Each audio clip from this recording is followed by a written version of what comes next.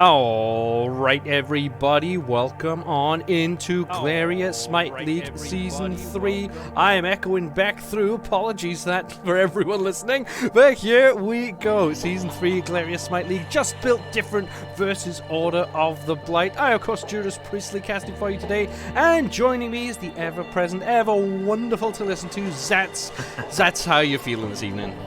Well, thank you for your very, very kind over-the-top introduction. I wouldn't put me in that category, but appreciate it. I'm super pumped. For me, this is the first game of Season 10, or Year 10, I should say, that I'm going to be watching casting at a competitive level. And I have no doubt that looking at these two, the drafts, on draft day I looked at these two teams and I thought there's a lot of potential here. And I'm saying that this game is going to be tough to call. I'm very, very excited for this. I mean, that's always the best way to start off any stream for us, right? You know, I know there's already been, I think, one stream from Glaria, but here we go. You know, we got bringing you the middle division here today. Really excited to see, especially because, like I said, it's just the start of this draft.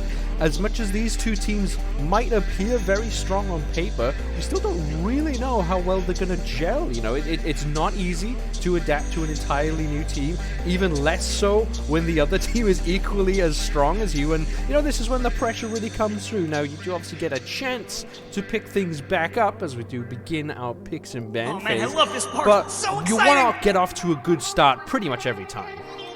Yeah, I do think that in these early weeks, especially, it's really important to build some momentum. So you obviously I am Hercules. Winning in this early stage is more important because after this you can start building some momentum, getting some synergy up, and the quicker you can do that by winning these kind of games, the better you do for the latter stages of this league when you start going to the tournament. You want to have your definite 5-man roster. You want to know who they are, and yeah, as I say, it's really important to get that sorted nice and early. So I expect we'll see some fireworks across the map. These are for some these are new roles, obviously new matchups for everyone, new maps for everyone to learn. It's going to be pretty hectic, I think, especially with how the map has been designed as well. But yeah, we'll see as we do get into these first couple of picks here. Well, hectic and chaotic is exactly what we like to see, and something that causes that could be a draft like Just Built Different have brought in. Mercury, of course, the king of chaos, just sort of shows up out of nowhere, has a little bit of a disadvantage now in these side lanes with the curved edges to them. You don't quite have the straight lines that you previously did. However, I've noticed that at about the halfway point in these sort of curved lanes, it's actually a longer straight all the way down to the Phoenix line of your team. So, you know, maybe not so safe in these side lanes as you might first appear when you first see these coming through. But we do have a Sol being picked up. There's been a lot of talks that's on the exact strength of each role at the moment. ADC and mid particularly have been sort of pointed out as some of the weaker ones. So where would you actually put Sol at this point in time? I think magical ADCs are potentially in quite a good spot. Again, it's very early doors, but you can see, especially on characters like Sol, you can build these more ability-based items, but you can still itemize it to a couple of attack speed, and that's all you need really, especially with the new Cyclopean ring. I'm gonna call it. That's brave. Mess that up. But you can fit one or two in there, and I think it sets them up really, really nicely because whether this is in the mid lane or the long lane, I'm not really sure at this point, but it's sustain I'm finding is really important, especially in the mid lane. Just being able to stay there and clear waves and not have to worry too much about poke, I think it's really, really strong. And Sol, one of the best at that. So I really like the Sol. I'm a little bit surprised that she got through all the way down to third pick.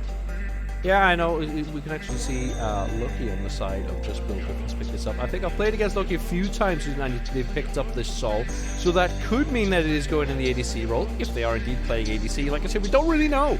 There are, of course, some changes, some different roles for these players. So while, you know, you might have assumptions over exactly what is going where, it's hard to be completely spot on at this stage. But, you know, quite a ways through these picks and ban phase now. Low priority, it seems, Order of the Blight putting on their support. unless that's a Hercules support, but I'm not so convinced just yet. Could also be a Naja support. Again, we really don't quite know, but both teams that's going for these styles that gods that can scale, right? You know, you see Naja Hercules show up really well in late game. Zilla, Mercury, and Sol, very strong later game gods. And is that maybe the way to go? Do we expect this game to take a long time? I think it's how year 10 seems to be setting up. It's far more interesting. You want to be fighting really as little as possible, whilst you have junglers running around the map and ganking, especially dual lane, I think. Other than that, supports are actually struggling to engage these early fights quite so much. And yeah, as you said, it means that we have possibly a slower paced game. Really, you're kind of waiting for these solo lanes to rotate.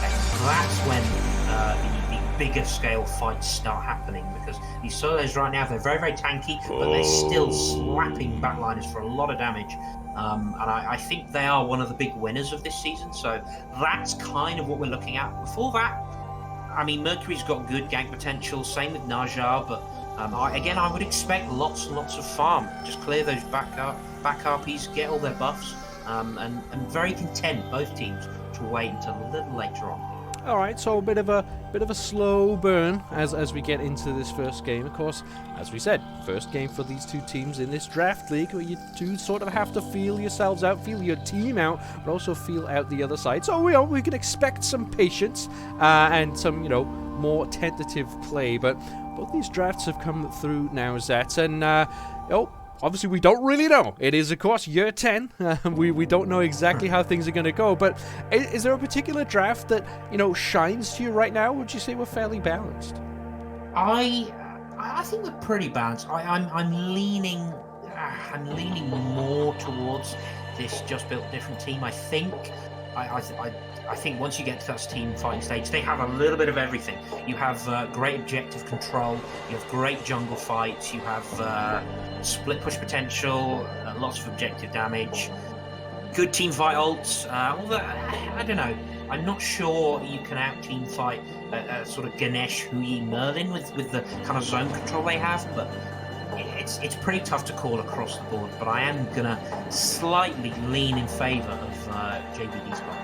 All right, we'll have to see if they get the time, of course, to actually get online. Now, I will throw this one out there. This is, of course, live. This is happening right now. So expect the usual as we do get into a live game. It feels like it's been a long time since we've actually done live games. Of course, we've just gone through the winter season of grand finals. It felt like every set was a best of 5. Everything was done off replays. We had the nice relaxed situation where you can just fast forward your way through all these pauses. But no, we are doing this live. We are doing this in the moment, and we will have to see exactly how that shapes up for us. But Zats, it's always a bit more exciting that way, right? You just know that anything that happens, we're all the first witnesses to it. And, is there anything much better than casting live Smite?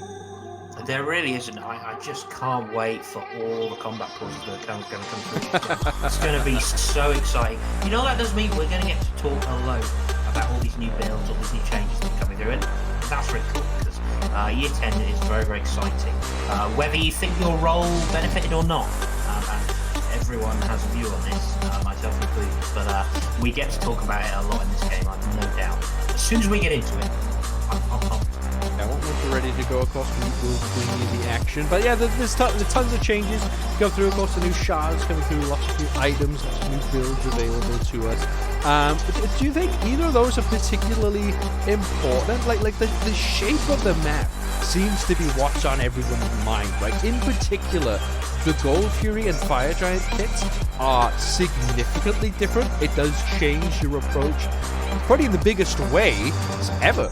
We've had changes to walls and the exact geometry of these pits, but the change right now, the fact that everything's so open, the fact that you can't just put one ward down and see the entire pit, do you think that's maybe where we'll be seeing the biggest changes, maybe the biggest adjustments that these teams need to make? Well, certainly we're not seeing as many early objectives. Even with you know, lots of objective shred in some of these comps, and you know, I look at a Mercury and a Sol with a Stilla secure. That's really good. Merlin has great shred as well, with the Ganesh element on top. But even with all that, we're not seeing a lot of early game Gold Furies, Pyromancers. Maybe they're going a bit more easily, and certainly when it comes to Fire Giant, it's very difficult to sneak objectives, even though warding them is more difficult, because steal potential is decent, I would say, with how open these pits are. But more importantly, it's tough to get vision around the jungle, around these objectives, and that's more important. So you're almost more often than not, you're looking for these fights rather than actual objective secure. So I expect to see a bit more of that there. I'm not sure how well this kind of Scylla secure comp style is going to go, as long as they have something else to go around it. But I think it's a major talking point. We'll see how it develops going into game 1. Of course, we will be bringing you the game very, very soon. Just got a quick pause at the start of this match before we can really kick it off. But I think you're totally right. With the way that objectives are and how easy they are to steal, maybe not necessarily easy, but with the changes, it means that it's sort of a stealer's advantage, right? If you've got a good position, it's so much more difficult to track you.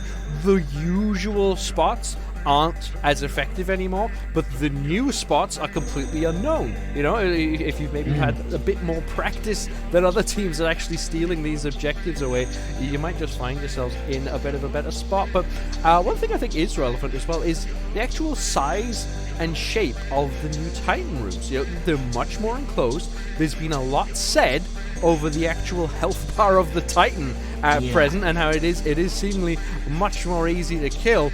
But as we get on into this one, Zets, do you expect to maybe see that, these sort of fast pushes, these quick ends, will be something that we see a lot more of, or is that maybe just some growing pains of the season? I think it definitely could be. I think when you compare it to last season, it's almost more important to defend these Phoenixes. But it is also a little bit easier, I think. You're able, as long as you coordinate properly, you're able to keep these Phoenixes up pretty well, because we're not seeing as much snowball in the early game, and there is more fight back mechanics. There's more comeback potential for teams, even when they're behind.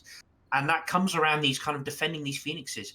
And that's key. The problem is, once one is broken, it is very easy to steamroll through and burn Titan very, very quickly. I've seen people solo them already from full HP. It is something to look out for, and that may sort of lead to a bit more split pushing. You know, we might see more Apollos, more Lokis, dare I say it, that sort of thing creep into the meta. I think it's certainly relevant to keep an eye on that, because that may be the way this meta kind of develops into more split push fights. And you know what? I think credit goes to any teams that are able to understand that and quickly and make the most of it, because I suspect it won't be that way for long. Well, something that we somehow, Zet, completely forgot to touch on, but we've gotten a very, very apt pause right now. So what we have is a chance to look at the jungle start that everyone is opting for. So we've got this little freeze frame. It looks like both sides opting for the exact same start based on where everyone is positioned. But would you say that this is, the most efficient start, or have we maybe not been able to nail down what that is yet? I think when you look at duo lane, that's particularly interesting. We're starting to see supports pulling the Harpy and ADCs pulling speed, and then both going to purple. We're seeing a little bit of that, and what that means is the ADC actually tends to take a little bit less damage whilst still hitting level 2. You get to lane about as quick as the other team. It slightly varies, but that is something that's worth talking about when you look at the comps that are being drafted. You need good clear early, because otherwise your mid laner and your ADC are going to turn up to lane with 50% health, and that's a losing position, whichever way you look at it. This start certainly means that you're hitting level 2 quicker. You do have to be a lot more cautious in lane, and we'll see how cleanly these teams can do it, because of course this is new for everyone, and we'll see how easy or difficult it is. Well, some pretty fast clear right now coming up from Pentacruel. Pretty nice. Loki. That's very fast. Helped out, of course, by that golden arrow star, the gilded arrow star, I should say. Ever so slightly ahead, we actually get to see a bit of the race going on here. Looks like Order of the Blight actually really struggling with their buffs. I don't know if they've pulled purple a little bit earlier, and yes, they have actually, but it hasn't worked out for them. So the race in the duo lane gets the advantage, just built different. Everywhere else across the map, though, pretty even, but look at that, already level 2. The pressure of the Frost Breath coming through. This is a pretty big deficit to be under at this stage. So it looks like they actually ignored the Harpy.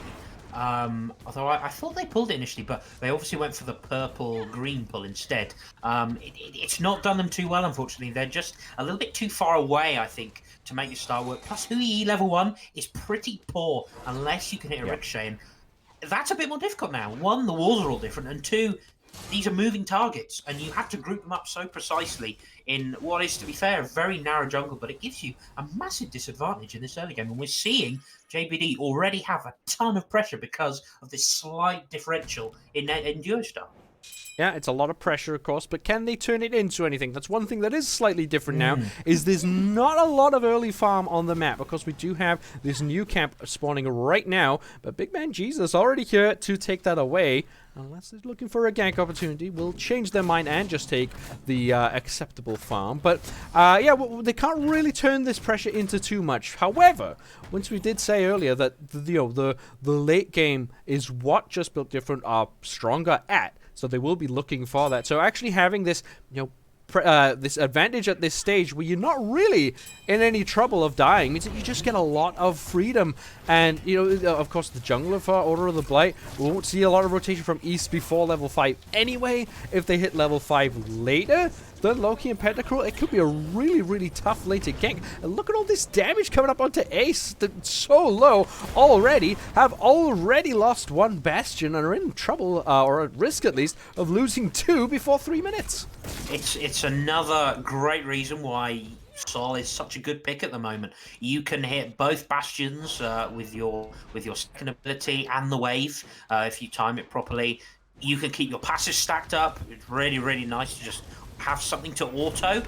It's look how strong this is. They're already going to start getting some damage onto this tower. I think we do need to look for East and their rotation to see if they can perhaps relieve a bit of pressure in the duo lane. But so far, both junglers very happy, as we said, to just play Farming Simulator. And again, that's okay, but you don't really want a Hui to fall behind much more, because I think Hui, one of the worst sort of hunters to scale into the late game, I think. Well, I'm already trying to take a peek at exactly what these junglers are doing. Hold on, Big Man Jesus, low health. There's a blink from East. Nice artillery sash. That's one. Can they find the final shot? Yes, nice. They can. That is first blood for East and ticks over to level 5. Let's see if Zeri here wants to take the fight, but unfortunately, Alfie not willing to take part. As we take another pause, as predicted, we will be taking a moment to have a bit of a break. But all of a sudden, Zats, East here now has a large chance to make an impact. But something really, really notable that I've just spotted, Bluestone Pendant start for the Naja in the jungle. Is that how we're seeing junglers do it right now? I've heard Bluestone's really strong, but stronger than something like Eye of the Jungle? I think on someone like Naja, whose clear is already very, very good, you have a little bit of sustain in your kit. It makes a lot of sense, and it gives you a ton of kill potential in the early game. Ganks are very effective. Sometimes we see a jungler turn up in mid at level 2 and one-shot the mid laner just with this item alone, this starter. It is very powerful. I do like it on Naja. I think you can upgrade it and it still looks pretty good. I'm more interested in this this Morning Star, this charged Morning Star that East appears to be building into. I'm guessing a Transcendence, which we've actually seen a lot less of this season. Generally, these stacking items have gone out of the window a little bit. Certainly have for ADC. Mid, we're still seeing them. Junglers, we weren't really, but I still think it makes a lot of sense when you look at how much farm they're getting. They've got so many more camps to clear. You've got a random extra harpy to give you an extra stack. I can kind of see it. I do think when items like Shadow Drinker have been brought into the game, Young's is still very, very strong for the price that it's being offered. Yep. It may not be the most optimal, but it certainly hasn't slowed down this jungle start. And now getting a kill over Big Van Jesus as well. This is going to be a pretty scary Naja coming out of the jungle. And I would also like to add, as a avid Naja player myself, looking at the targets that East has on the side of Just Built Different. You know, we're talking Mercury, Scylla, and Sol. All three of those guards, if you give them a moment to escape, they will take it. You give them an inch, and in the case of, for example, Mercury, will literally take a mile in just a matter of seconds. So building this hyper-style Naja build where, you know, you go into Transcendence, lots of flat pen into a Deathbringer, giving you the potential to take someone out of the fight before it even begins and quite literally kill them off might be the best way forward. And you know, we've said that Just Built Different have a slightly slower style in their 3 major damage dealers, so actually being able to get on top of them, get ahead, and kill them off could be the right way forward. Now, that is a tough style to play of Naja. It's very, very mechanically difficult. It's all execution-based. But if East is experienced on this pick, if maybe Just Built Different aren't very, you know, set to play against it, they could find that this Naja could go a little bit crazy. So it's been a decent start for Just Built Different, but now we'll have to keep an eye on how East manages to play this out. And I love already this aggressive party. I thought maybe looking at potential invade again, getting more pressure onto this Mercury. He still hasn't finished, or I'm assuming it's going to be a Golden Blade. There's a couple other options here. Actually, I believe Shadow Drinker is in this one as well. I could be wrong about that. It's a new year. I'm allowed to get some things wrong, but there's a lot of good options here. Still, thanks. Still only has that tier 2. Does hit level 5, but he's deciding to prioritize these side camps. Oh no, they're mid camps, aren't they? But BMJ looking for the ult, and Alfie very wisely gonna use the tower as a little bit of protection. Not surprising to see this King Arthur getting some nice early pressure. Hercules obviously does have some early kill potential, particularly pre-level 5, but once King Arthur gets all the abilities online, it's pretty tough to match a King Arthur's raw damage, especially with a blue stone pendant. So not too surprising, but doesn't die for it, and actually finished a very early wing play by the look at it. But now we've got pressure onto Costa in the jungle, who used the flicker, and BMJ is going to chase. There's the ultimate. Gets the shot with the Iron Monster. Sonic Boom doesn't connect, but does put them in the exact position they need. And that is Big Man Jesus getting a return kill onto Kozlat. So, you know, managed to catch out this Merlin somewhat unawares. Actually saved the Purification Beads, did Kozlat. Sort of accepted their fate to an extent, but, you know, it was a nice Iron Monster shot over the wall. And, you know, you want to be hitting those abilities early on because it just gives you the confidence to hit the next one, and the one after that. Yeah, absolutely. Free hand on that one. Very nicely done. I suppose if you're Kozlat, you're thinking maybe a cheeky little back step, but once you've used that flicker, and it was really nice recognition, as we see, a bit of damage onto Loki, but should be just fine with that to separate. We've got more pressure onto Alfie. This could be a solo kill. Oh, Alfie might not be just fine though, but look at the health regen still coming through from Hercules. Still at 80 seconds on that teleport though, despite it already being upgraded. Now Zeri here wants to get in to the enemy jungle, has now been spotted at the blue buff. We do see on the lower side, East, all the way in behind enemy lines. Pentacruel trying to hunt them out. Looks like this solo lane will go back to safety, and everyone sort of returns to their regularly scheduled positions. But signs of life from this game, Zats. Both teams really want to play for kills. Yeah, I kind of like it again with how they're playing it with this Naja. You've got actually a surprising gold deficit. It's you know, it's not bad for 6 minutes, but I'm a little surprised, and I think most of that is coming through this solo lane. Again, sending Hercules hasn't actually sent Alfie back, to be fair, but already getting the early teleport out. Hercules having not finished that Golden Blade yet. Also, I'm not a fan of this Warrior's Axe either. You're just asking for trouble against King Arthur, and Zervi having already finished Contagion, which will definitely be saying a lot more this year. is kind of the hot solo lane item at the moment. Still retains the same anti-heal passive, which is good into any solo lane, and let alone a Hercules with a built-in heal. But now, whenever you get hard CC'd, and Hercules has 2 of those, you are going to apply a reverse mystical mail, we're going to call it. And it's not a lot, but it's every little bit of damage helps. And when you're ticking constantly against this King Arthur, it can be really, really oppressive to deal with. But Alfie now finally has that Golden Blade done, as we see ults onto Souls in the mid lane. A lot of damage onto the Scylla, but Scylla gets out alive and nothing else doing. But that is, Dharmic Pillars down. That's, an ability you're okay letting loose. And yeah, it does get the Purification Beads. Big Man Jesus spots out Ace. Ooh, goes for the Major Luck first before the special delivery. And finally, Zeri gets the kill on to Alfie here, who does actually have the teleport ready again now. It looks like more signs of fighting coming through. There's BMJ just behind Kozlat and East.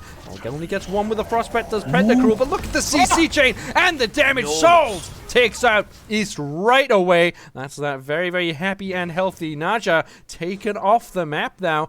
Just built different. They were looking to turn this one into a Gold Fury at the 8-minute mark.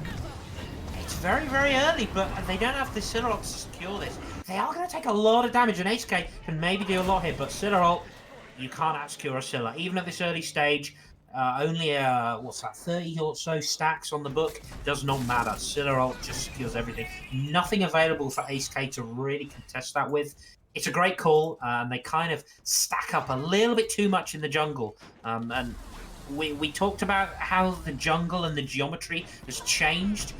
You're fighting into a Scylla and a Ymir in a very narrow jungle. That's pretty scary stuff. You do not want to get caught there. And as we say that, Pentacruel maybe the one being caught themselves. Does get the freeze off and a lot of damage thanks to a crush. And East could be in more trouble. East has absolutely nowhere to go. And there's Souls finding the Sikkim and the basic attack to follow it up. That's not a Polynomicon. That's just Book of Thoth.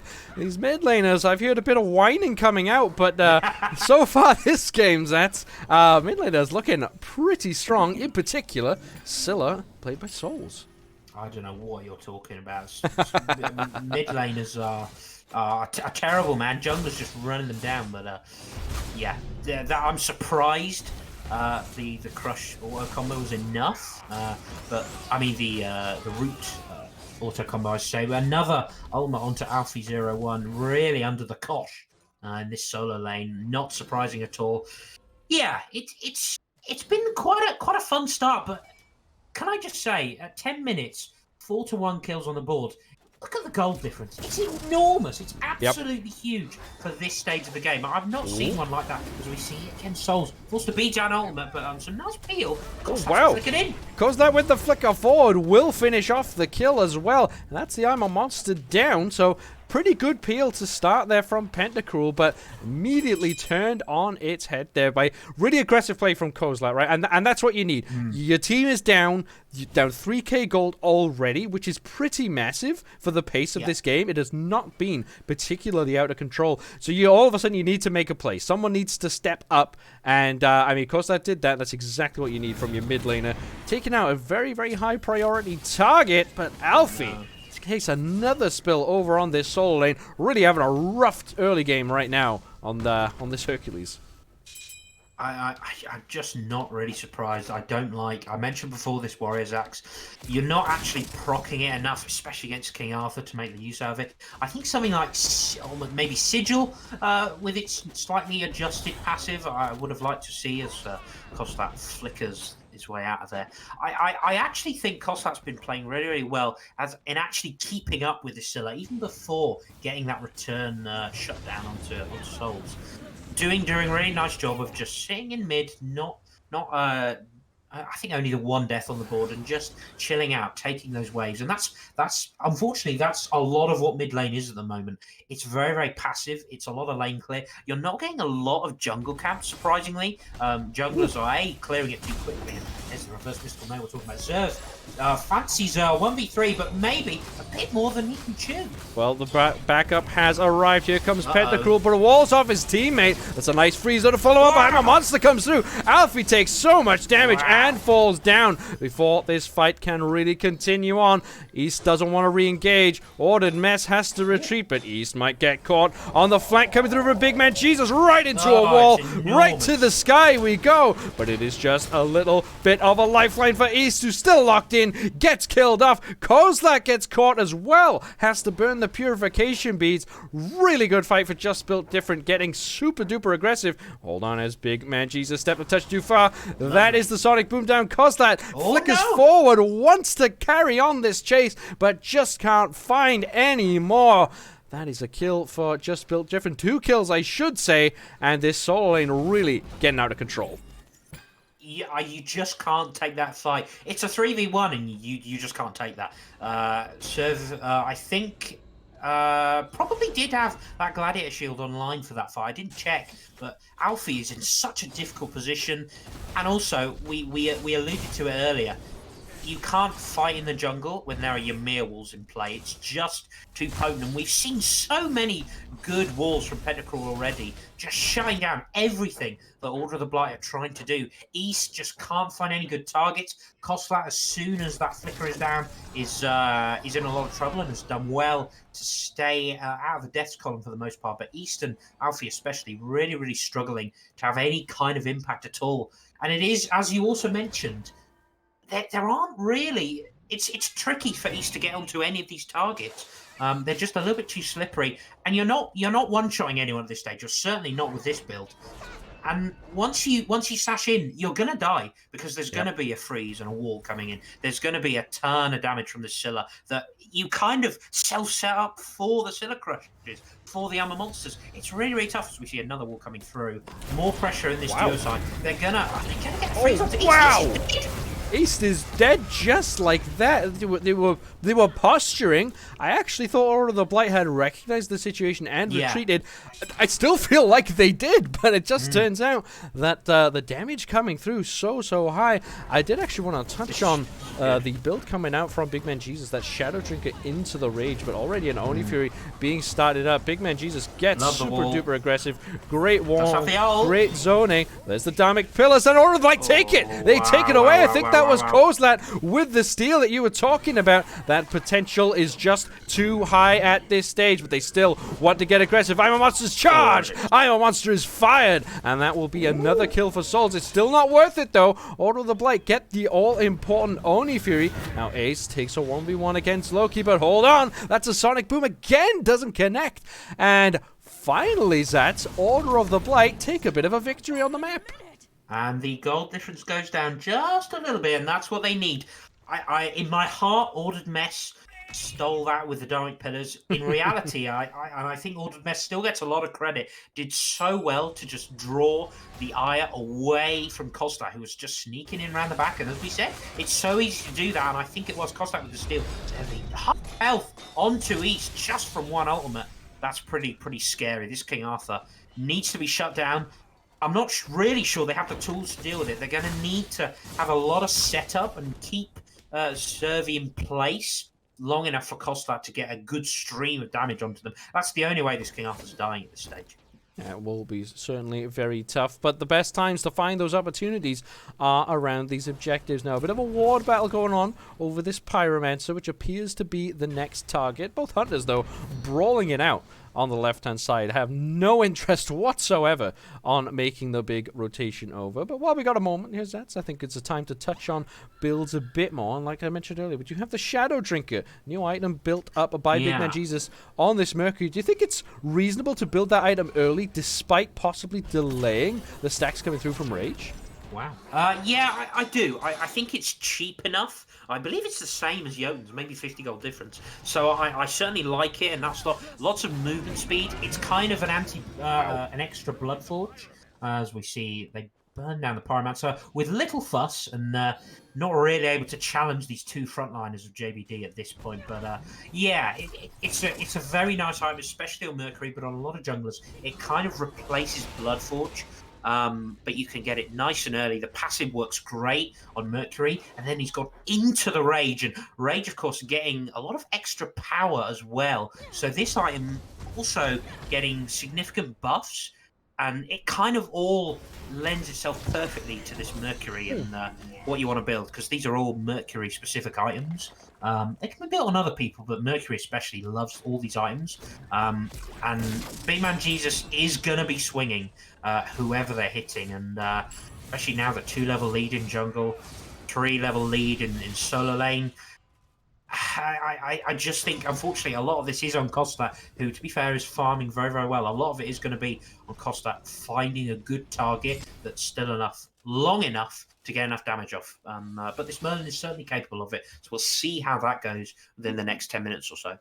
Yeah, we have obviously a little bit of a break as nothing really on the map to be fought over. It's a little bit too early for Fire Giant for either one of these teams, but this gold lead has been slowly but steadily rising in favor of Just Built Different, despite the slight dip after that Oni Fury did get stolen away. But I think while the right-hand side of the map has gone very well for JBD, this left-hand side's much more equal, right? It's sort of the mid-jungle solo kind of going crazy, whereas the rest of the map, not too far ahead. There's a level lead for Loki over Ace here. We did see a small gank attempt over here recently, and you know, that did result in a kill for Just Built Different. But you know, we discussed East, the build style they were going for. It's just a very, very slow build. Like, look now, they've built into the Brawler's Beat Stick, which I don't think is a bad item, but so expensive, especially when you've picked up 4 deaths in the process of buying it. Yeah, I'm not sure I like this build at all. I just think Jotuns would have been better. I think there's an argument for Shadow Drinker. There's an argument to go a little more hybrid, especially with how this early game's gone. I think Naja's one of the characters that you can do that on. I'm just not kind of feeling it at the moment. But one thing I will say that we're seeing in Year 10 is, despite this very, very large early gold lead that they had, wow, look at that crit as well coming out from Mercury. There is plenty of comeback potential, and actually the gold margin has stayed relatively even, but I expect it's going to change one way or another as they look to burn down this Gold Fury. Just Built Different do manage to secure it with the I'm a Monster, I believe that was. Ace puts up a fight, but again, just not a lot in position to defend that. They're burning it so fast, so it has to be said, which I can only assume is down to Mercury. But having a Mercury for damage, a Scylla for secure, it is just so massive. But we finally see Zeri get really low and almost fall. Punch out for East as Big Man Jesus takes them down and continues on. The aggression does fall to Kozak, though. There's Merlin putting out the damage that you said they needed to do. Now it's 3-on-2 over here. Do they want to get aggressive? Looks like not, and that's probably a good idea because King Arthur is back on the scene. Now Auden Mess, relatively low health. Can King Arthur give chase? No, he cannot. So Zeri will have to just let that one go. But, you know, trading out your junglers at this stage, I'd say that has to give the advantage to Order of the Blight, because you just need to somehow put this Mercury down a bit. Yeah, I don't mind it at all, as we see SK not quite. I said not quite, and then it came right on back there, Ricochet. Unlucky, but HK is doing just fine, as we said. But yeah, trading your junglers, certainly not a bad look.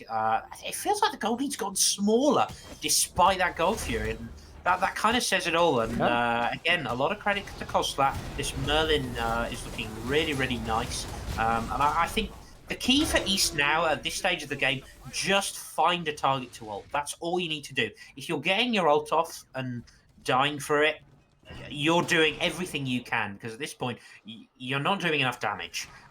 You just need to set up for your backline.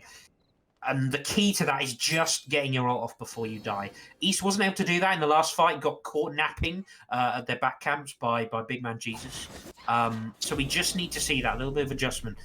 Certainly still can do a lot, East, and looks like going into this Heartseeker, we'll be able to do a lot. But Big Man Jesus again, wow. This is scary Mercury. That is one shot, that's two, but the CC might be chain too is much. good. Gets taken up to the sky. The help is arriving. Now, finally, the ammo wants to come through, but too late. And now, all of a sudden, Kozlat picks up another kill. This Merlin actually swinging pretty hard, quite high up on the net worth charts, despite their team being down in gold. I think this game is far from over, Zest, despite the very fast start coming up from Big Man Jesus. Order of the Blight just keep getting that little bit closer, keep reducing the deficit. And I don't really know how they're doing it. Alfie has caught up a little bit, and I think, to be fair, almost had more impact than Zervi than in these team fights. There haven't been a lot, to be fair, involving the solo laners, and as soon as King Arthur's really able to get onto a backliner, it could be Kearns, especially with AceK's build, which is a lot of sustain and a lot of crit, but not a lot of pen, and that concerns me, because Hu Yi, with no attack stim at all, perhaps needs a little more attack speed and penetration to work in the late game. But this Fire Giant call, it seems like more of a bait, but East has taken a lot of damage for this bait, and I think they're actually going to have to cede pressure now because of the poke that East has taken. They did, however, get the purification beads off of souls on this Scylla, so that's a pretty relevant pickup, especially with a Naja in the team. Alpha here now starting to have an impact on this Hercules. Didn't do so well in the laning phase, but you know, Hercules shows up well in the late game. He's a very strong raid boss that you know, has to be dealt with sooner or later. Loki here using the pressure of Salt to take down a tier 1 tower. That is a Sunbreaker. Sort of fired off there in defense, but hold on, there's East coming through. The blink forward gets the ultimate immediately onto Souls, but Souls still alive. Nice CC chain will take out the mid laner for Just Built Driftwood. Now Zeri, can they have this impact they've been trying to make throughout this game? They are getting aggressive, but there's a lot of enemies around them. Big Man Jesus gets a massive crit, but East catches them. Purification beads onto the artillery sets. Ring toss hits everyone in sight. Now Pentacruel on Peel Patrol, trying to defend their team. Pull through the wall, but the wall still stands tall. It is just the one pick, but with the chaos backwards and forwards, Order of the Blight look to pull the Fire Giant. Fantastic. This is by no means a free Fire Giant. This is going to be slow. Even with Merlin and Alfie. That's not good. Oh my goodness, it's all happening. And I don't know which way this is going to go. It's kicking off here, and no one's close to getting Fire Giant. Whoa, double bounce on Zeri, the health bars get lower and lower. The fight continues forward. That is a big damage from the super triple push from Alfie there. Does a ton of damage, but they do fall for their fighting. And now Loki, strong, healthy in this carry role, pushing forward, giving chase. Order of the Blight have about 2,000 health combined between them all, and surely have to back on out. Zeri gets aggressive onto East, who has nowhere to go, will fall down, and now the backs come out from both teams. No one feeling confident enough to step up to this Fire Giant, but that was a bit of chaos. Unbelievable. And you know, I think this was a lesson that needed to be learned last year. It still needs to be learned. You just can't take a 5v5 when you're also battling Fire Giant. It's just too difficult. And especially with how crowded these team fights are going to feel. This Ymir coming up absolutely massive. They got a good pick, but in the end, it's just so easy to stack up for these walls, stack up for these crushes. The biggest supernova that I've ever seen from a Soul player, and now they have the initiative. They're going to pull this fight. They have very good burn and secure, and with the zoning coming out from this King Arthur, who looks pretty unstoppable at this point, it's going to be a crazy Herc boulder to try and steal this. A great freeze. Do they have a secure? Do they have anything to come in? Cause that solo. The boulder comes through. Just built different. Do secure it with the supernova. Now this Big Man Jesus charging up because Zeri's just going nuts. Takes down Kozlat before they can really engage. Now there is a split push coming out on the left-hand side from Ace, but it's just not enough. Really could have done with their Hunter in this fight. But what can Order of the Blight do now? Their Fire Giant is gone, and Just Built Different have it on all 5 members. But, you know, they're grouping up on the right-hand lane. It's a bit of a base race coming through, which does bode well for Ace. But that is a Sonic Boom coming all the way through. Misses with the special delivery. Stalling out one of the players is fantastic here, though, because it allows the rest of the team to push all the way up into the right lane. And East also makes the rotation to the left, but they don't spot it out. They don't spot it out, so it's just a tier 2 for now. Big Man Jesus still taking the fight despite being 1v2, but Just Built Different look to calm this one down and regroup for a sustained push. I'm really surprised they backed. I do think they could have gone for a Phoenix push. Big Man Jesus did just about spot East, I think in time to call that they didn't need to back, that there were 2 people over here, and BMJ was doing a perfectly fine job of keeping them busy. A little unfortunate not to kill Ace, or even to get relics, but I think they could have gone for that. I think the fact that they hadn't backed since getting FG, since winning that little skirmish, they have a lot of gold in hand, and fair play, they've played it slightly more cautiously, and that probably is the smart thing to do. They can now group as 5 and push their advantage, clean up the rest of these towers, and then probably not even go for a Phoenix push before next Fire Giants. So I'm okay with that. They're playing their lead smart, and I just like what they see. They know that their actual advantage comes from fighting in the jungle, not fighting a Phoenix's. Oh dear, that's Ace getting caught by a Frost Breath Lord and Mess in some trouble too. But they still stand tall at this tier 2 tower. Now there's a lovely tree blocking the view of this fight. There's not too much going on just yet. A lot of damage back and forth, but look how tanky is there. He is just walking straight in, still tanking the tier 2 tower, and it will fall before they even take much damage. But it's a full 5 under this Phoenix, looking for the defense. Nice wall, splits East from the rest of their team. Sunbreaker comes down and hits plenty of targets, but it's just a bit of a distraction, because in the middle lane, Big Man Jesus gets the split push. That is all towers down now. For Order of the Blight, they have to put up a defense at some point. Now the 3 men enter this left-hand side. This Phoenix takes a ton of damage already. East blinks forward, gets a tanky target, and there's Souls setting up the way the Iron wants the hits too. Takes them right out of the fight. Pentacruel will go down, so that is a big tanky target. Part of the front line off the board for Just Built Different. What does the chase look like, though? There are only 3 members who are healthy enough to push this, and Loki will sustain up, as they are a solo course. But that is the end of the push. No Phoenix for Just Built Different. I respect the attempt, though. They try it, don't quite get it, but they don't lose a lot in the process. It's so hard to siege at the moment. They don't really have a lot of damage coming onto it. You of course can't crit, but being Big Man Jesus wasn't there anyway. They did have access to 2 of these runic bombs, and I'm a little surprised, because I think that would have done the job if they committed to it a little bit more. But it was such a good Dharmic Pillars from Ordered Mess, and East finally gets the ultimate off, and that's all that matters. They only pick up Pentacle, but in doing so, they've stopped this siege, and wow, we see another, and it actually used both runic bombs there, Big Man Jesus. I wonder if he got any autos off. Possibly not. Otherwise, that Phoenix may have gone, but I wondered when we'd see those 2 of them used like that, and you can see a lot of damage done to this Phoenix, but it will start to heal. And Big Man Jesus, Sonic Boom, nothing ventured, nothing gained. Nearly got that Phoenix, but man, this is so exciting to watch. And East. Oh, what a wall. There's the wall. That is a disgustingly good wall. Locks East completely in place. Does get their ultimate off, but it is only on to Pentacruel. That's a lot of damage at least output, but that is now the pick that Just Built Different were looking for before this Fire Giant fight even starts. They're going to opt for the Pyromancer first. Are looking to take their time just a bit, but Order of the Blight is spread. They're not ready for this defense. Yeah, I honestly, I'm not sure they can take it. The problem is, this King Arthur isn't dying, and I'm going to look at this Hu Yi build. It's a ton of crit with hardly any power and not a lot of penetration. And on Hu Yi, you're doing nothing to this King Arthur. He does not care one jot.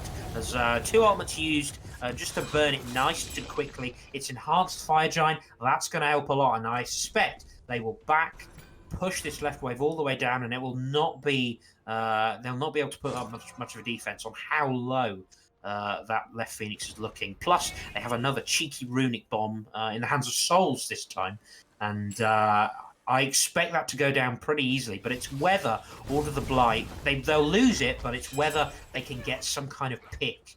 And it's difficult to say. Kostat's doing a lot. Ace K's not doing a lot of damage, but East is starting to get those ultimates, and it's proving enough to just be able to get one pick. And it's little wins that you've got to take sometimes, and it could work for them here. But this is going to be a tough defense, that's for sure. This Phoenix is all but gone. Luckily for Order of the Blight, as I say luckily, it was intentional. They pushed up all of their waves. So, Just Built Different have been slowed down. You can imagine they would have loved to just beeline right for this left Phoenix. But they've had to take their time, push all the way up this lane. So, Order of the Blight have had a lot of time to think about how they're going to pull off this defense. But whether they can do it or not is something entirely different. Now, it will be tough for Just Built Different to get multiple Phoenixes, and whoa! Hey, I like that. Pulls the trigger before anyone was set. That is Souls off the map, and that is that Runic Bomb taken down too. So now, Kozlat puts out all of their damage onto the front line. Order of the Blight in a pretty good position now. It has to be a risky play from Just Built Different. They're going to split it. They're putting 3 to the left and going to have Big Man Jesus push up the mid lane, but that's about as well as that possibly could have gone. That's fantastic play from East. Irrelevant of where that Runic Bomb was. Imagine being Souls and be like, guys, give me the Runic Bomb. I'm gonna take this. Souls has beads. I mean, look, it was an inch perfect blink ult because it was not quite max range, but it was pretty damn close. And very brave as well, but you almost have to make that play because otherwise Phoenix is 100% going down. I've no doubt about that. So fantastic recognition. It's the perfect character to pick. The fact that you're able to do it through having those relics up, which I mean, if you're being hypercritical, Souls has to get the beads off there, but really, no one saw that coming, least of all me. That's crazy. And a really great work from East to just stall this out a little bit longer. And I think they might still have time to group for another push, but this Phoenix has regen just that little bit more. We saw how difficult it was first time round. Now it's got some health back on the board. It's going to be really, really tough for them.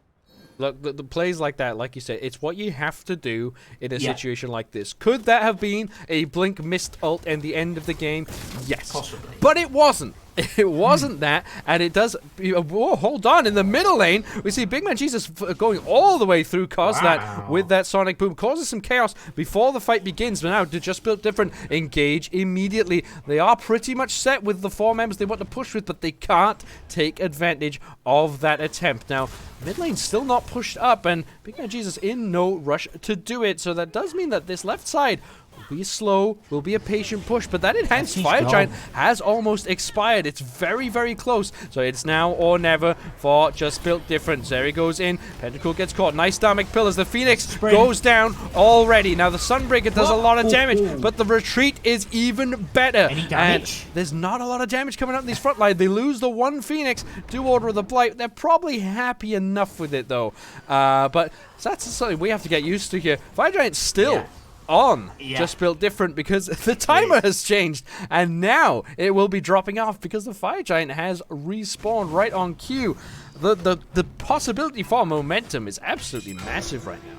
Yeah, they finally get the job done. They use that Runic Bomb. It's what they needed. They needed to break the base. It was a good sprint from Pentacruel once that Dharmic Pillars was dropped. Just a nice way to disengage. And Zeriv on the backline, I've called Zeriv a number of different names this set, and I apologise, but I'm going to go with that. Just so unbelievably tanky. And if it's not Merlin, I hate to keep going on about this build from me, but it's not going to work into who Ace K is having to hit at the moment.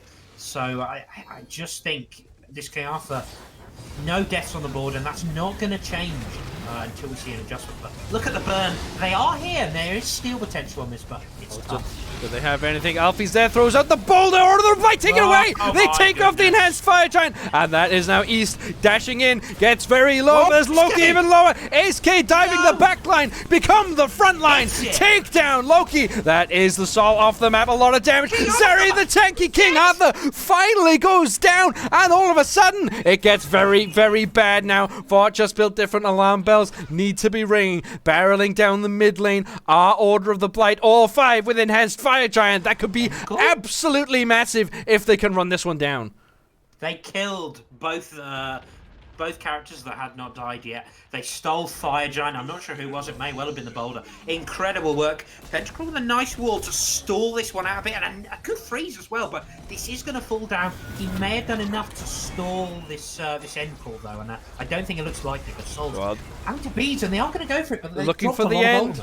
They don't have Kozlat. Big Man Jesus misses with the special delivery. The damage is back and forth, and it's very, very close. And it's good from both sides. There's Soul trying to put out the damage. Pentacruel low health as well. Big Man Jesus is so low, can't get back home. This Titan is half health. They're going for it. There are minions on the Titan, reducing its protections. That's a really nice wall coming through. Alfie's still tanking it. East is in the mix and gets picked up, but the Titan's so low, it's burning. It's gone. It is gone. Order of the Blight turned it around out of nothing, from absolutely nowhere. Somehow steal the Fire Giant, run it down mid. We mentioned the low health of the Titan, and they go for a fast, swift counter punch, sucker punch into that. How could that feel for Just Built Different? Unbelievable. There's definitely comeback potential this year, yo. It's crazy. The fact that you can take down one Phoenix like that after just getting 2 picks and an EFG, let's be fair, and it's so difficult to fight into. It's what we said right at the start during picks and bans. Their zone control, their area control is crazy, and that means that you're allowed to just keep hitting this Titan. And if you're Just Built Different, you can't actually get into the fight very easily, and that's the difference between the two teams. Both broke the base, but only one was able to end the game whilst 5v5ing, not 5v5ing, but team fighting on the Titan. And that's the team with all the big circles. And in the end of the day, it came down to that. Incredible stuff. I think Kostat played really, really well. Ace K, deathless, and as much as I hated the build, pulled off a really good auto to get a pick in that earlier fight. Did a lot of good work in the late game. Fantastic stuff. I think both supports were excellent, and I'm excited to see how this is going to match up for game 2. Because that was only game 1, and yeah, I'm staggered. That was fantastic to watch. And I think if they're able to adjust a few things in the early game, they could really run it down and take it to Just Built Different going into game 2. Because the way they got through those late game team fights and the way they synced up their ultimates, it was fabulous to watch. Well, that was just game 1. As Zat said, we'll be coming back real soon for game number 2. Go refill your snacks, refill your drinks, because we will be back for hopefully another massive set.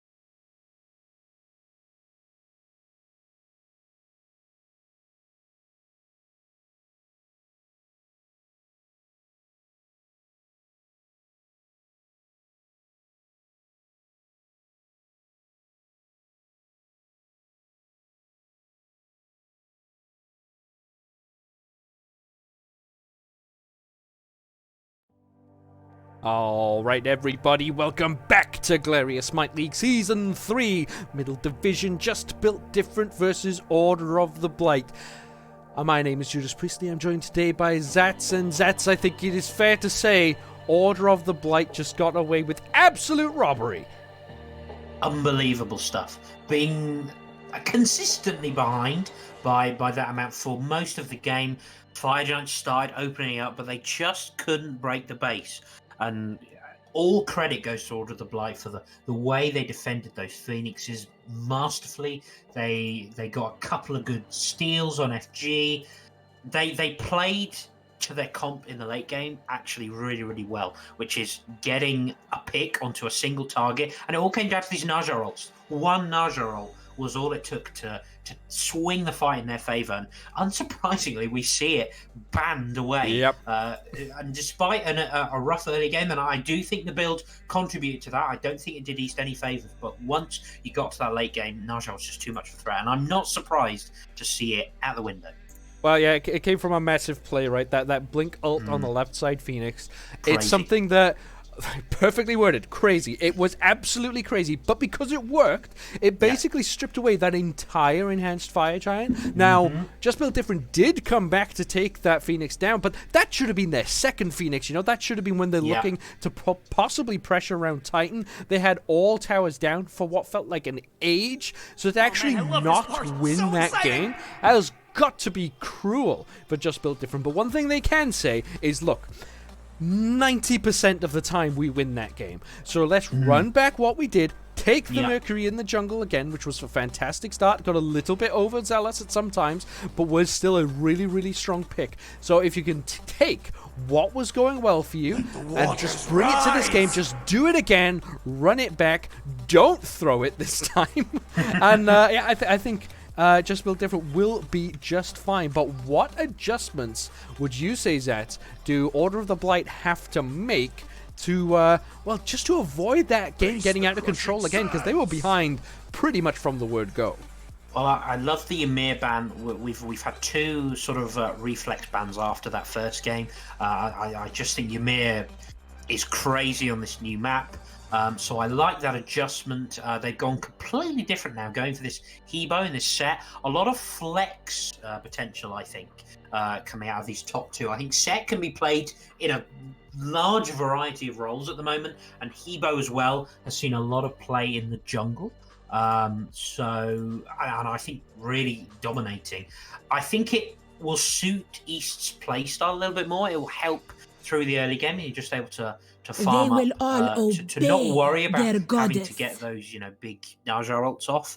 You can chill out a bit in the early game. So I do like this adjustment. I'm intrigued to see where this set goes, and I suspect it will be jungle. No, I don't know. I have no idea. It could be mid and jungle, either of those two. It's hard to call, but I think these are two strong first picks. The only surprise to me, as we do see an Ishtar locked in, where's Kernanos? Where's Kernanos? Has anyone seen Kernanos? We've lost Kernanos. Ishtar got nerfed in this patch, and Kernanos didn't, and those two were dominating, and Kernanos was the better pick anyway, and we saw a second round Kernanos ban last game, and I'm staggered. But maybe that's they just prefer playing these things like Sol, and then I guess throw a Hui in there. But we do see an Ishtar, and I think that's top three for Just Built Different is even stronger than last time. I am surprised to see the Ishtar. As you touched on, Ishtar came out of Season 9 as one of the top gods in the game. Yeah. But with the changes to the map layout, with the nerfs that have come through, there's just no way this god is still strong, right? Surely they're okay, but we see the spark shot now. Much worse angles to be shooting through. All right, it was always still a really good ability, but it just seems like, especially with the strength of gods with walls, all right, Ymir is banned out this game, but we did see a Ganesh pretty good into Ishtar. Cabrakan still on the table. Haven't seen too much Cabrakan yet, but it's still available. We do see, Hercules could come locked in, so very likely not a Cabrakan in the solo lane, but it can still be played very well in support, especially into something like an Ishtar. So interesting to see why that god might come through. But again, just come out of Season 9 where you were playing it a lot. Maybe you're just comfortable. You know, maybe just built different. Feel like, you know what, I've played so much Ishtar lately, I just want to run it back and rock it through. And sometimes you can't really argue with that. Comfort on picks sometimes outweighs pretty much anything else. But Xingqian Atlas sets coming on in. I love this. I love aggressive, in-your-face support, and I think this meta suits them perfectly. Yeah, completely different to what we saw in Game 1 with Ganesh. So a big adjustment.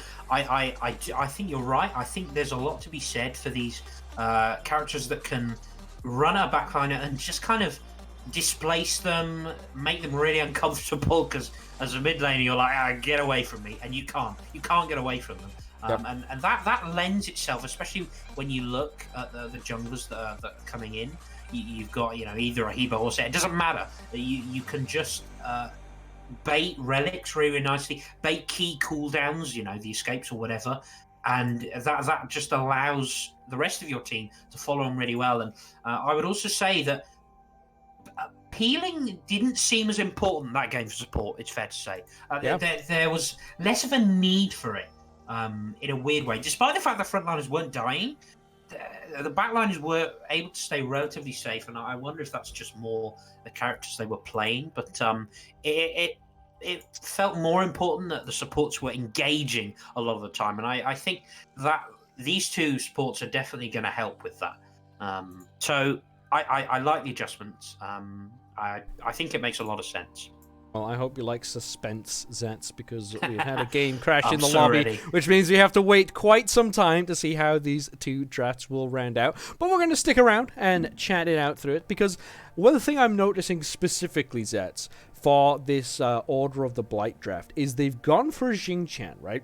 Now, Xingqian, personally, I believe, is a fantastic support. I think you can do a lot aggressively and also defensively. Never forget the fact that Whirlwind of Rage and Steel is also fantastic peel if it does actually connect.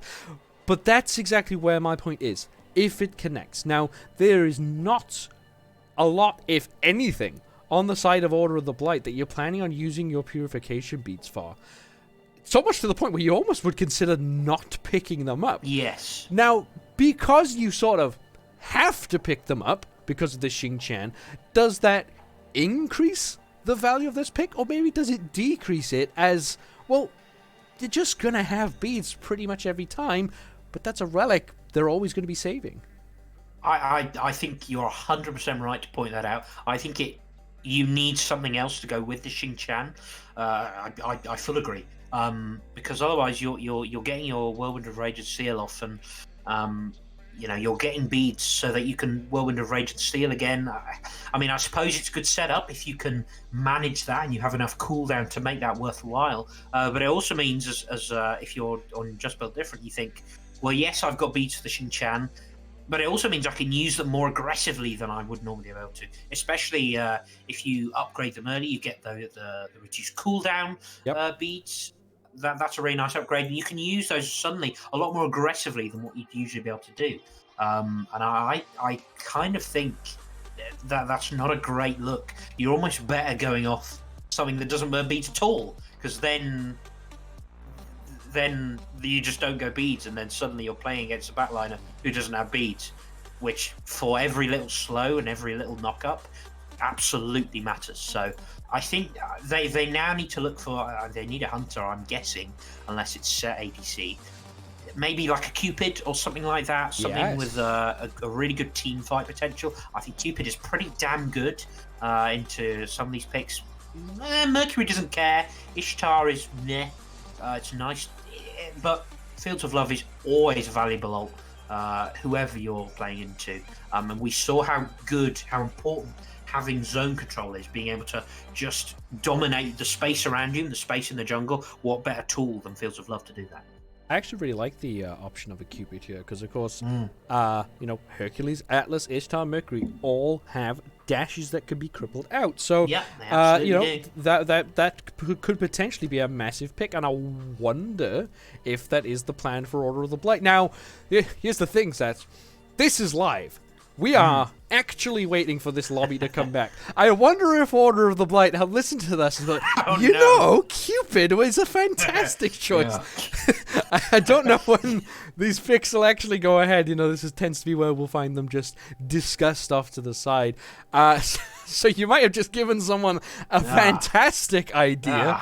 We will have to wait to see exactly how these drafts line up. But if this is a good old-fashioned siege game, Zats, and this is a 4 versus 4 coming through, is there a draft that you are actually favoring?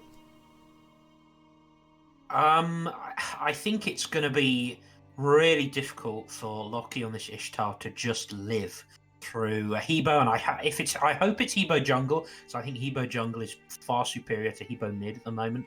But Hebo, Sek, Cullen, and Xingqiang diving you're not surviving because that jolt is so easy to interrupt. A lot of these characters don't care about the swords of retribution, the ultimate coming out from Ishtar. Yep. Or was it Blades? Blades of retribution. Yes. I'll correct myself. And I just think it. Thank you. It's so difficult to survive as an Ishtar into this amount of dive.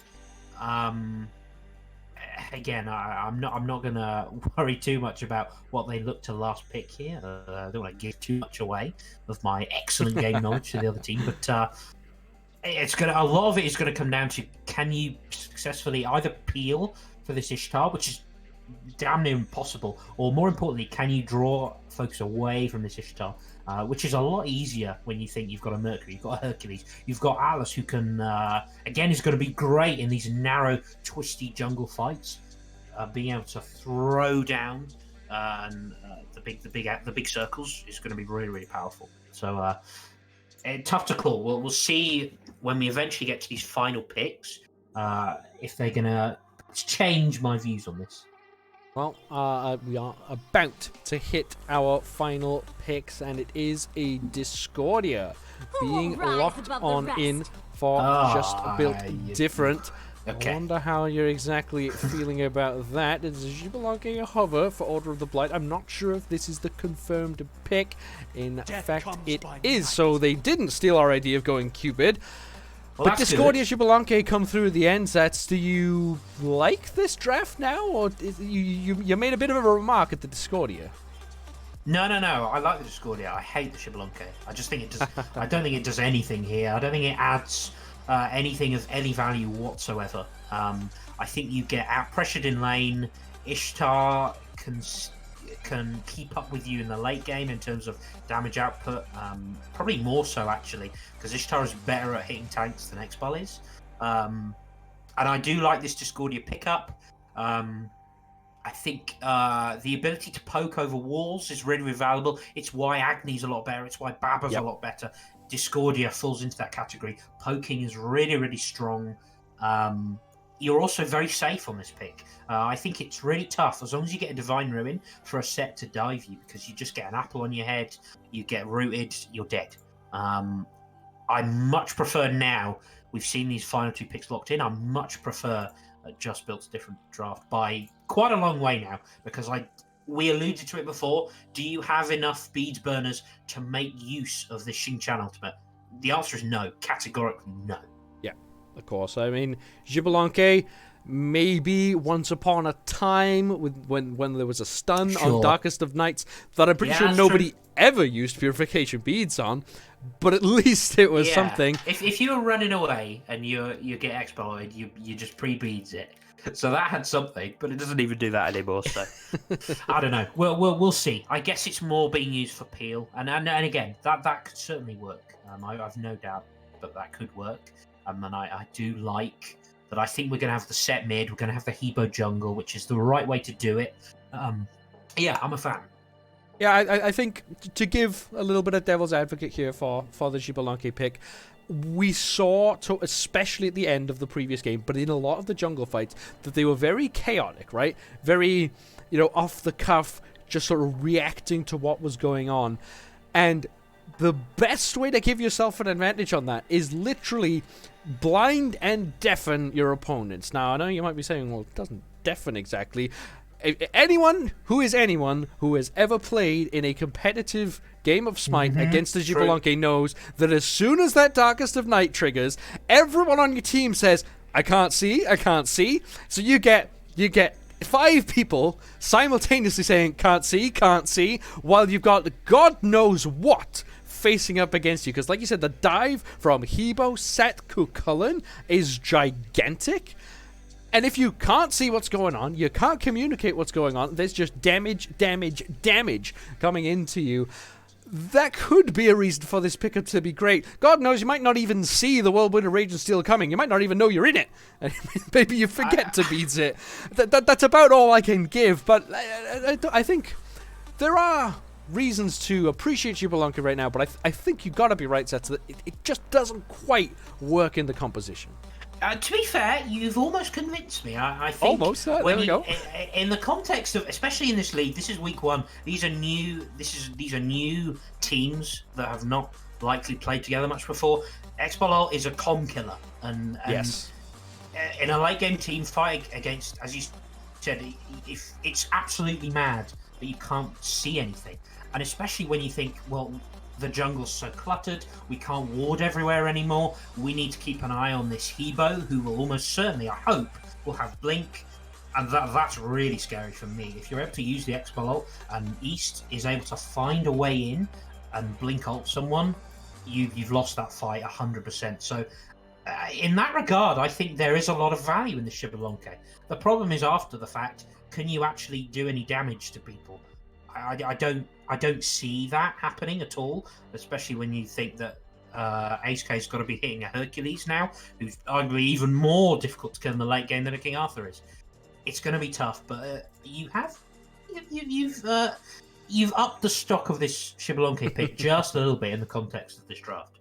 Well, I've tipped the scales of Zatz's opinion. Let's not see enough. if Order of the Blight can tip the scales of the way this game goes. We are getting in now to game number 2, which I will remind you was a complete robbery from Order of the Blight, because Just Built Different had a massive lead for almost the entire game. Well, actually, probably for the entire game, but didn't manage to make it work. Now, very important to note here, Zatz. This is East on the Habwa in the jungle with Kozlat on the set mid. This is sort of what you alluded to. Are you happy with this? Is this the lineup you would have gone for? I think Hebo jungle is very, very strong at the moment. You can stack very happily on this Hebo jungle. I like that idea. I think it's almost necessary to do that in whatever role you're playing when you're playing this character. So I like that. Set mid is a bit tricky here. I'm not entirely sold, but you're kind of relying on the rest of your dive, which they have a lot of. You're relying on them to engage first, and then Set needs to come in just a little bit later and full-on commit onto, ideally, this Ishtar. But both backliners do have tools to peel them, to peel off a Set and potentially lock them down very, very quickly. You know, one good pull from the Atlas, and suddenly Kostat's going to be dead very, very quickly. But it's also worth mentioning that anti-heal is inherently more difficult to build now. Divine Ruin got a big change. It's not really as good anymore. But see, Big Man Jesus, this is the caveat with this start. Wow. You take a lot of poke if you're not careful. I would back. Would you back right now? Yeah.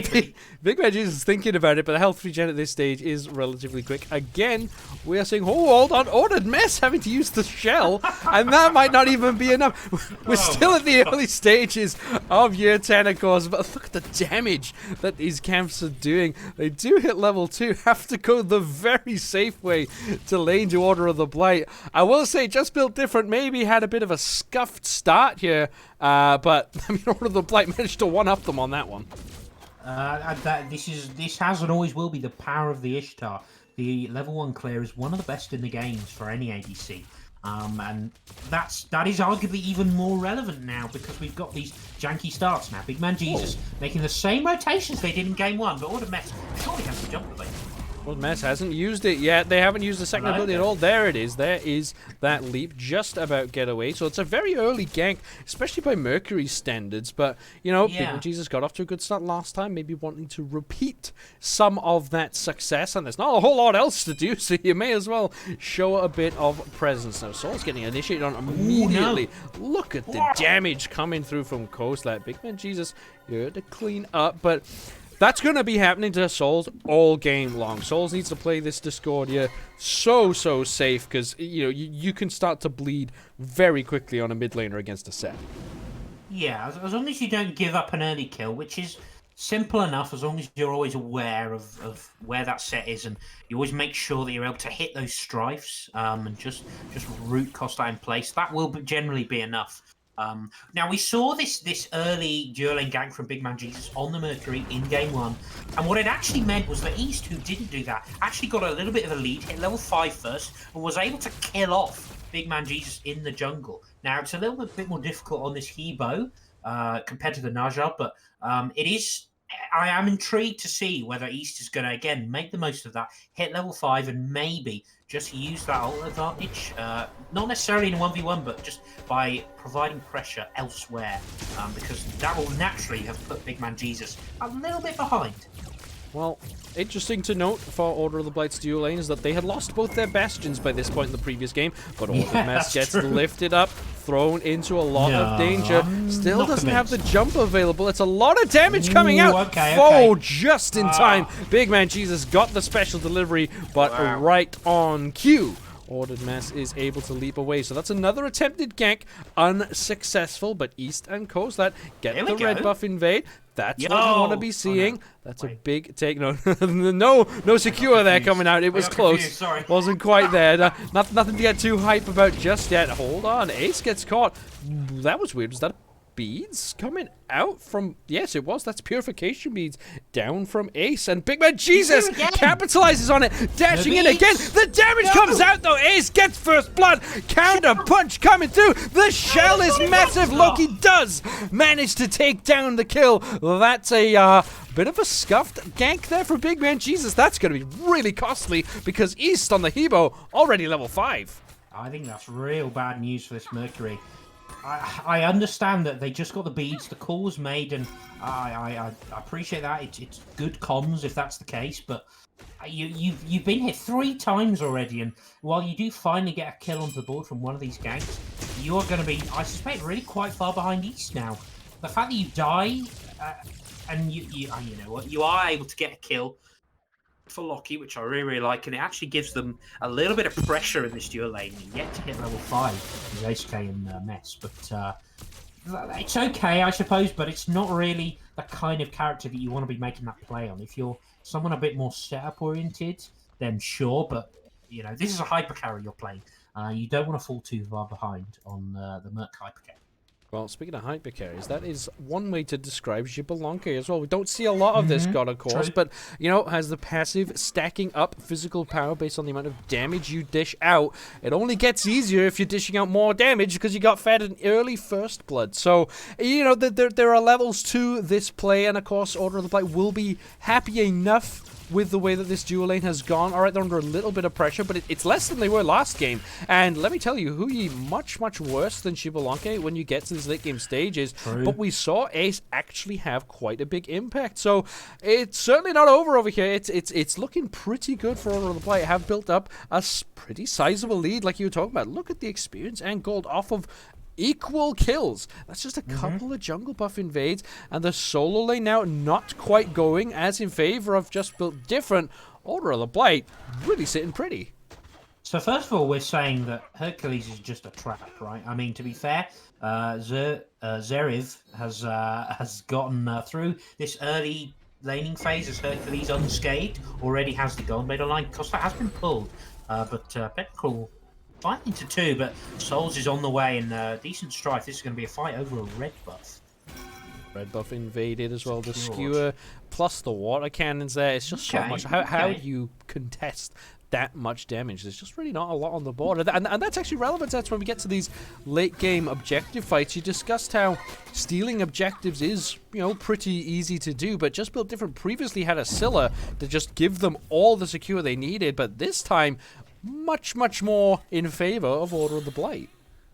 Yeah, Discord is still good at that, but it's definitely not as confirmable. And you look at certainly one crushing wave is by far the highest burst damage in the game at all stages. But Alfie just off the mark with that push. Might have got a little bit more damage there, but again, happy to stall out this lane if you're the Hercules. Man, I'm just so intrigued that.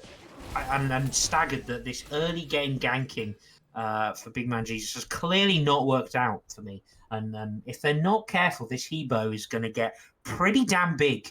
And it's also made Kostat as well gets a little bit more room to maneuver.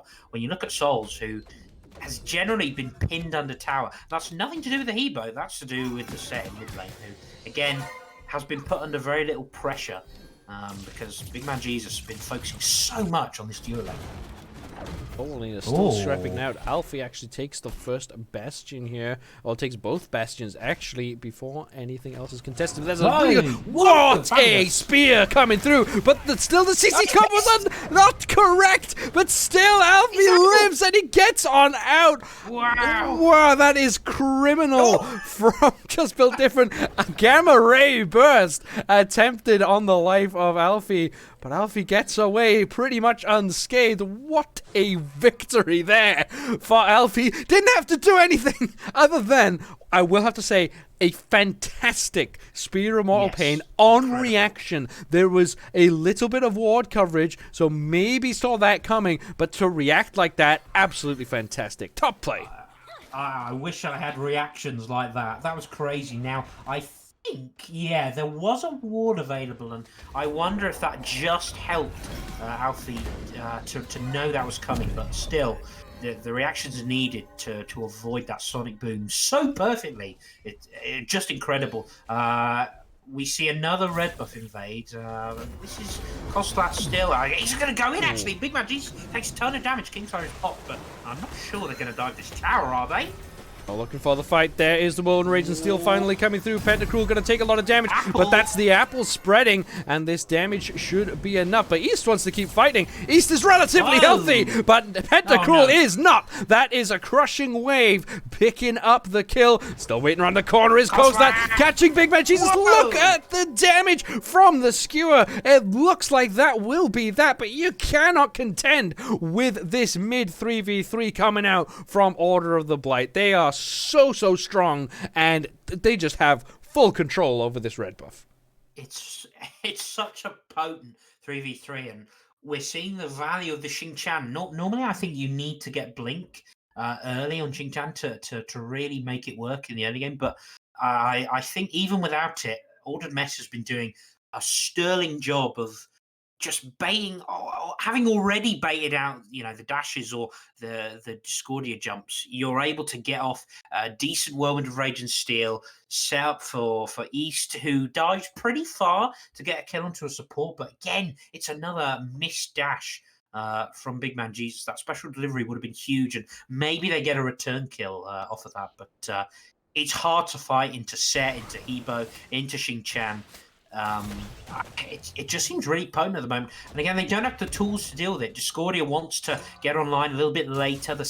Definitely the same for Mercury, who's really not doing a lot at this stage. And Alice, whilst very good at displacing people, is actually a very immobile character. So it's proving very difficult to fight into. And I like that they recognise that and they are consistently going for these red buff invades. And normally you do see, of course, the support targeted out when a Purification Beat is as obvious as one you need for World Rage and Steel. I was surprised it didn't come out earlier in that fight, because Pentacruel is never going to be able to avoid it, right? There was a few chances where You know, as you know, I'm a big fan of Xing Chen, but hold on, East walking forward here. That is what the Darkest of Nights can do. Didn't see that Hebo come in, and Kozlat gonna take advantage of this. Dives on deep. Pentacruel though switches as the target. Ooh, Ordered Mess lifted up. Let's get rid of Sonic Boom. Doesn't quite connect. That would have been the target they were looking for, but Ordered Mess now with a big Whirlwind Rage of Steel gets both of them. Kozlat, can they put out the damage? In response, it's a solo kill instead on the right-hand side of the map for Alfie. As we were watching the distraction of a skirmish, Alfie takes down a kill, and that could be massive for the context of that lane. Complete turnaround compared to game 1, and Alfie obviously struggled on the Hercules. Now it's completely flipped around, and that's to be fair, that's to be expected. When you play Cullen, you expect to get pressure and you expect to have kill potential. But it was a little bit unfortunate. The dive was fine from Kozlat, and the ult was good to pull, or I should say, to pull Ordered Mess into the tower. But again, they're a little bit off on their abilities, and that's to be expected in week 1 of a draft league. There's been a couple of moments where either the sonic booms or the special deliveries have been a little bit off the mark compared to a team that's been playing together for 6 weeks. And in that case, the Strife was actually helped Ordered Mess survive, because it dragged him, or stopped him being dragged further into the tower. The sonic boom didn't hit the mark because of that route. And all in all, it just looks a little bit messy, a little bit out of sync with each other, which, as I said, is again to be expected. But Pentacruel, if he has the ult soon, this could be free, but Kozlat is in the area and Skewers can do a lot. The collapse is big. That's the Darkest of Nights coming through. Pentacruel already gone. That's a purification beats out from Kozlat, but Loki is the target. Souls is just burning to this set. Loki takes so much damage. Can East find the last little bit? There's a sonic boom again. Doesn't connect. And East now alone versus 2, looking for the ultimate play. Doesn't have the crushing wave, of course, so can't really take these both out, but that is a Gold Fury pulled by Just Built Different. They pay the price for it. Big man Jesus wants to fight this, but just gonna take so much poke out from Alfie. That's one more stab will do it. But this Mercury just has to run across that enhanced speed buff. Whoa! The counter blink comes through. The speed is just so fast from Big Man Jesus, and that went from bad to worse for Just Built Different. The minions, they don't stop chasing. They will not stop chasing. They charge down Big Man Jesus, but they do manage to secure that buff for themselves. This Mercury having a much worse time of it than they did in the first game. It's really rough. The pull. I just think it's really tough to pull a Gold Fury so early. The fact that the Kozlat's like, yeah, I don't care what these guys are doing. I'm going to pop my Kingslayer and ult on in. Gets a ton of skewers off almost immediately. You just can't peel that, especially when you've got the beads available. It's just so tough to survive. And we said it before. How do you survive as a backliner against the dive that Order of the Blight have? It's clearly very difficult. They're able to win the fight off that. Alfie comes in and basically stops any thought of a contest on that Gold Fury. So Order of the Blight with a nice, healthy lead. Similar, actually, to what we saw in Game 1, but of course, completely flipped on its head. Well, we'll see how this starts going to the late game when we start looking at this Fire Giant. There's about 22 minutes, I think, where all 10 players just decided to rock up at Fire Giant, regardless of level, regardless of build. We'll be interested to see if the same things happens here. But again, I just think you've got to favour Order of the Blight at the moment. The way they're playing and the comp that they have, it's going to be really tough to survive, especially when you're not able to get picks onto the backline. The confidence that Ace is playing with there, just using that Rising Jaguar just to reposition in lane and get a bit more aggressive. That's because they know that Big Man Jesus is struggling right now on this Mercury, only level 11, 3 levels down on East. That's a pretty important beads pickup though from Ace. You know, that Jibbalunky now is a bit of a target, maybe a way back into this game for Big Man Jesus, because you know the build is really not rocking yet. The Rage has not a single stack. Still opting to take this 2v3 on the right hand side. Our Order of the Blight. Big Man Jesus gets aggressive. There's the Darkest of Nights just to clutter things up. Ordered Mass drops that Whirlwind Rage and Steel. Pentacruel pulled right into danger, but the follow-up is not there. Now Big Man Jesus wants to fight back. Sonic Boom finally connects. gets really aggressive in, but the Rising Jaguar will take down the Mercury. East re-engages into this fight, but hold on, this is Hercules on scene. What can Hercules do? They can miss a knock-up, that's for a start, and they're not going to re-aggress, despite all of the aggressive positioning from Order of the Blight. Just built different, can't capitalize. Yeah. Whoa! Whoa! Hey? Okay! Oh, bit of souls damage there, I think. Yeah. Unbelievable. Now, I was just thinking, man, Kostat was able to get a tier 1 while all that was happening. Loads of free farm, 2 levels up, but there he is. Just a bit cocky with that one. Got a little bit overconfident invading that green buff. As the boulder. Any boulders? Any boulders? There's the boulder, just too late. It had to kill that small harpy, unfortunately, and wasn't aware of the situation. But we saw some Hercules steals right now. Hercules, very, very good objective steal, of course. It's one of the best in the game, especially from the angles, the directions, the damage you can put out. But, you know, just built different, get another kill on the board. It's 2-6, still a fantastic lead for Order of the Blight, but they need to make sure they don't fall victim to getting a little bit overconfident. Yeah, and I think we are still seeing a problem with this comp is these Xingqiang helmets, they're finding Pentacruel, and regardless of whether they have the damage to kill this Atlas or not, they're not getting anything else off it. They're getting beads off of Loki consistently, and it just doesn't matter, because like Loki doesn't have beads for anything else. It's as we said. So there's no real value in that. So this ultimate, as far as I'm concerned, is never going to be of any actual use apart from maybe picking a support or peeling possibly. But it's not finding enough value. They're generally going a little bit too far without being able to find Loki, and that's key. They haven't been able to find a way to get past this Atlas, which is surprising, I think. But Loki is doing a good work of pinning. And that's a great point. Oh no! The apple goes right past. Unfortunately, does not connect. East is low and will back away. The Sonic Boom comes through again. Still doesn't connect. Koslat wants to fight back, but that's a defensive blink from Big Man Jesus. It's a bit of a wash now. Both teams will try to retreat. Big Man Jesus still, once this fight, is hunting for East. Really wants to get aggressive now. Do the side that just built different. They know they have an opportunity with this hubber off the map, and they're going to turn it into an Oni Fury push. This is a 5-on-5 full 10. God engagement. East sticks around. Still wants to be involved. This Gold Fury fight still massive now. Pentacruel gets one, but doesn't happy with the choice they made. Ends up throwing that one right back where it came from. Alfie now on this good call and takes some damage, gets hit by a pull. That's a good combination. The damage coming out from Souls is really key in this fight. Ordered Mess can't connect, but Pentacruel can't survive. Rising Jaguar will lock on, will take down the first target in this fight. Now Loki puts out their damage. The health bars are relatively low. Big Man Jesus stepping up, but the Gold Fury gets pulled by Order of the Blight. Big Man Jesus cannot find a way, and no blink and no ultimate was used earlier in the fight. Alfie taking a lot of damage, but he's just tanking so long. The fight continues ahead.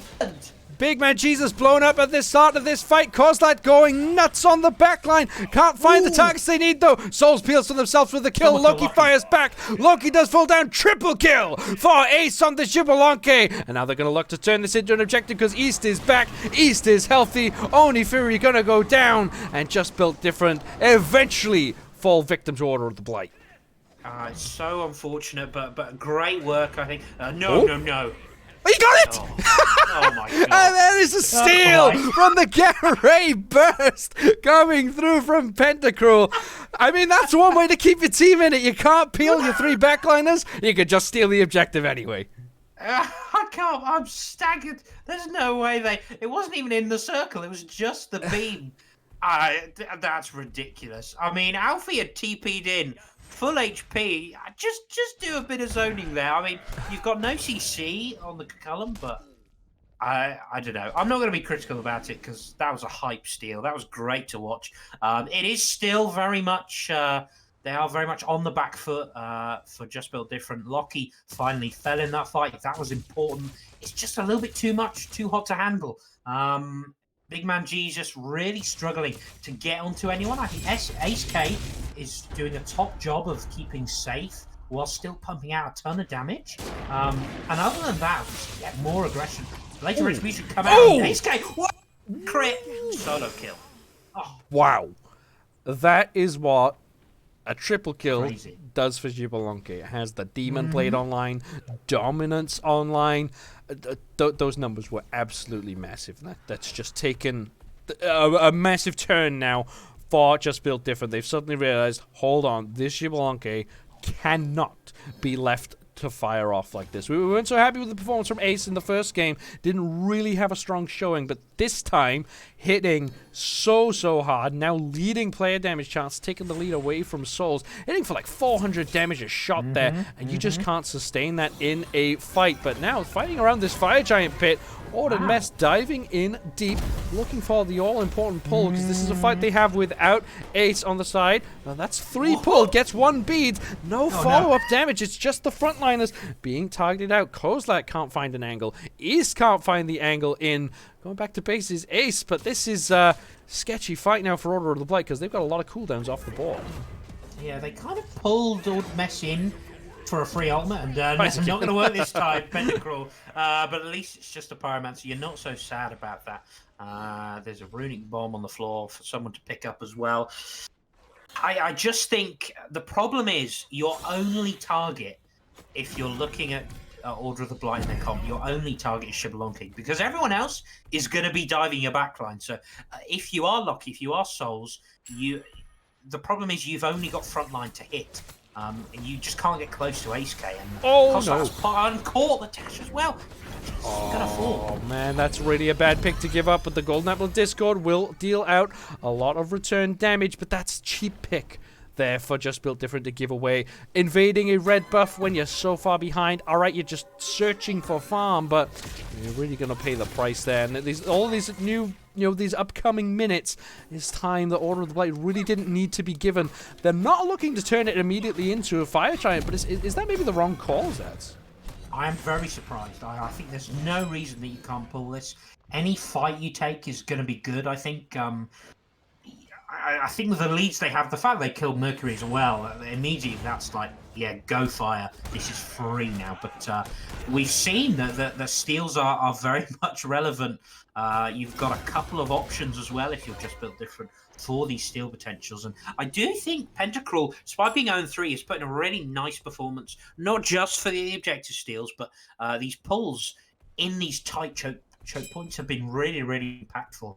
They're causing a lot of problems, especially for these immobile Hebos and those sorts of characters. It's tough to fight into that, but they are right to start this. But this is essentially if everyone is here. Although I say that no one's here. Like tanks are just arriving now. Carries are a little bit slow. If they can burn this very quickly. Order of the Blight do manage to secure it. How does the fight look after the fact? Nice root comes through. The Blink coming forward from East wants to get aggressive, of course, but the peel is pretty good from Pentacrawl, just putting their body in the way of the entire enemy team. Now Big Man Jesus has to retreat. So really nice double pull. That is the purification beads from Ace as well. Golden Apple Discord from way downtown will target out East. That is a decent amount of damage. Maybe stops this hero getting too aggressive. Spear Maul Pain knocks up 2. The damage is spread out. Lots of low health bars across the board, but no one is quite going down. Alfie taking a ton of damage in this fight, gets stunned in the tower, gets killed off. Now the fight's looking pretty good for Just Built Different. There's the Frenzy being popped, but the damage from Ace is so high. Just swinging and swinging. Now Kozlat comes on the backside, pushed under Phoenix, takes a bit of damage, but gets a nice Aegis Amulet off. Loki just about alive, not for long enough.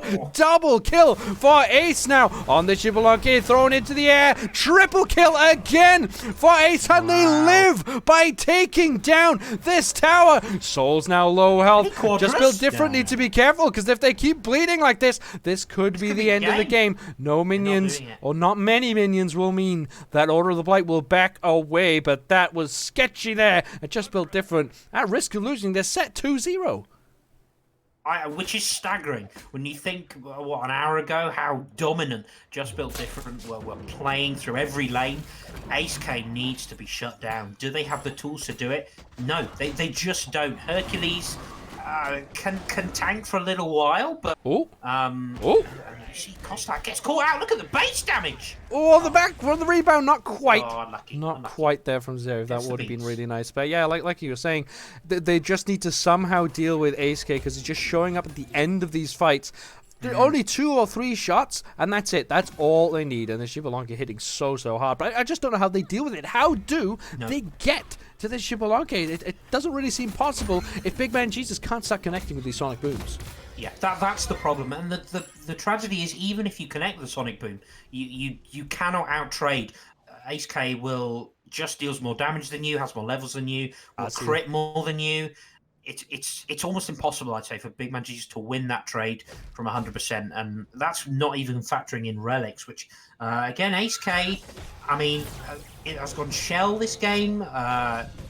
Has not really had the beads forced too often. I think Pentacruel's done an okay job of doing that, but even that being said, Big Man Jesus cannot get into the fight, because if you're not one-shotting someone, you're useless as Mercury, because you go in and you just die instantly, and that's not doing you any good. So that needs to be an adjustment. That's more on Zverev, I think, on this Hercules, to try and displace Ace K a little bit more. A lot of that is on this Hercules, but again, even the Herc is struggling to deal with Ace K's damage at the moment.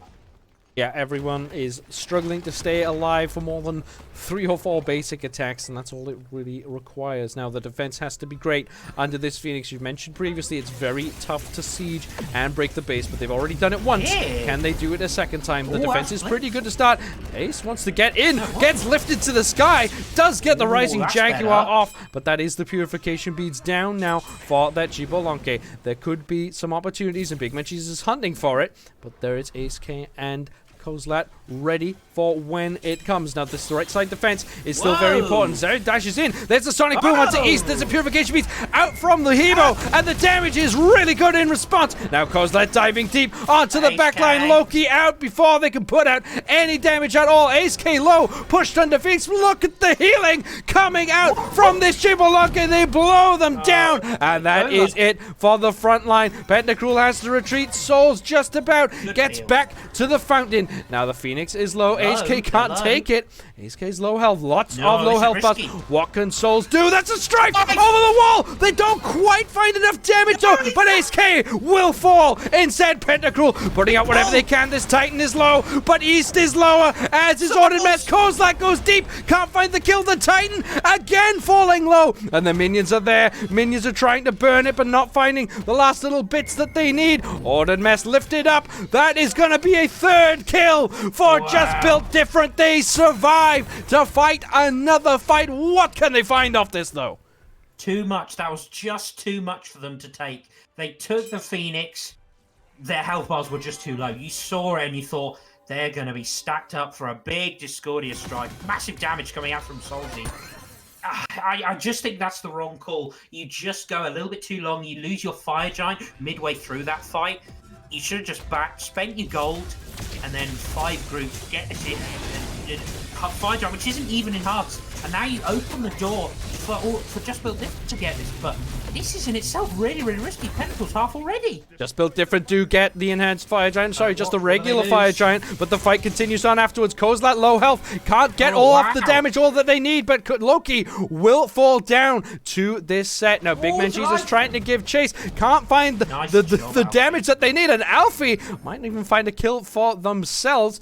Pentacruel can't provide the peel, but Big Man Jesus will blink on away. Now, that is a Fire Giant off the map. Most importantly, Just Built Different do only have it on 4, but they might be able to hold up a bit more of a defense. Mid lane Phoenix has respawned. Right lane Phoenix still pouring minions through. Wed Warrior of the Blight take their regression.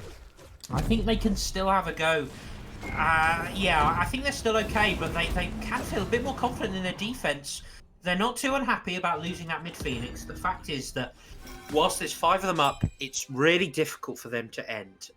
Whilst the damage on Titan is very high, the damage from this Discordia is going to be a lot higher. It's this massive area damage that you have that just makes it all the more difficult. And now they've seen it for themselves. They know the value of this Discordia when you're stacked together. They will be much more cautious about it. The fact they don't have FG either, I think they will just be very, very patient on this. Either wait for a pick with the high wards that they have, and that's perhaps their way to end. Otherwise, they're going to chill for the next 2 minutes, wait for EFG, and then you can start looking at pushing into that time once again. Well, they have managed to stall the game, have just built different. Of course, they did lose their mid lane Phoenix yet again, unfortunately for them, but they're still alive, and sometimes that's all you need. You know, we saw in game number 1, we saw a Plink ult from East on the Naja that, you know, wasn't massive, but it actually kept them alive, just kept them in the game, and that was what they needed to eventually turn it all the way around. Now, it'll be quite the turnaround from this position, of course. 14,000 gold difference is the gap right now, and that's all relevant. Builds still are not finished. That is all being felt by Just Built Different now, but can they put up another big defense? But we've discussed this Titan is much weaker this season, already has half HP missing. Is there any hope for Just Built Different? There absolutely is. I think their defense is very good if they're allowed to 5v5 and defend as a team. The problem comes when Big Man Jesus perhaps has to split up and deal with probably Kostlat. And again, while Mercury is level 20, I just think I favour Kostlat all the way. Ooh. And they said, oh, 4-star from East. That's really nice. And it will just help them that little bit more. But they are still they're still looking at this, but I think this is a really risky call. They don't have Fire Giant, they don't have minions for a long time. They are going to split this up, and it's, as we said, Kostlat versus Big Man Jesus in the right side. But the thing is, you're looking for a rotation from this Mercury, but a big pull from Pentacle.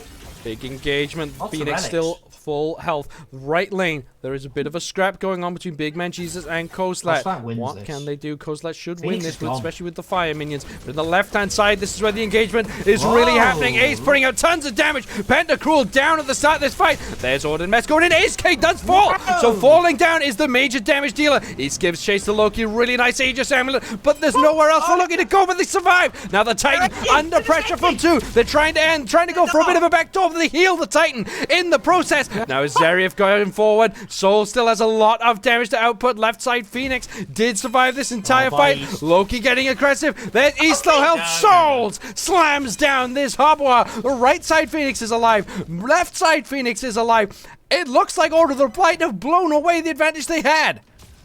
I just can't believe that they split up just fine, and then they.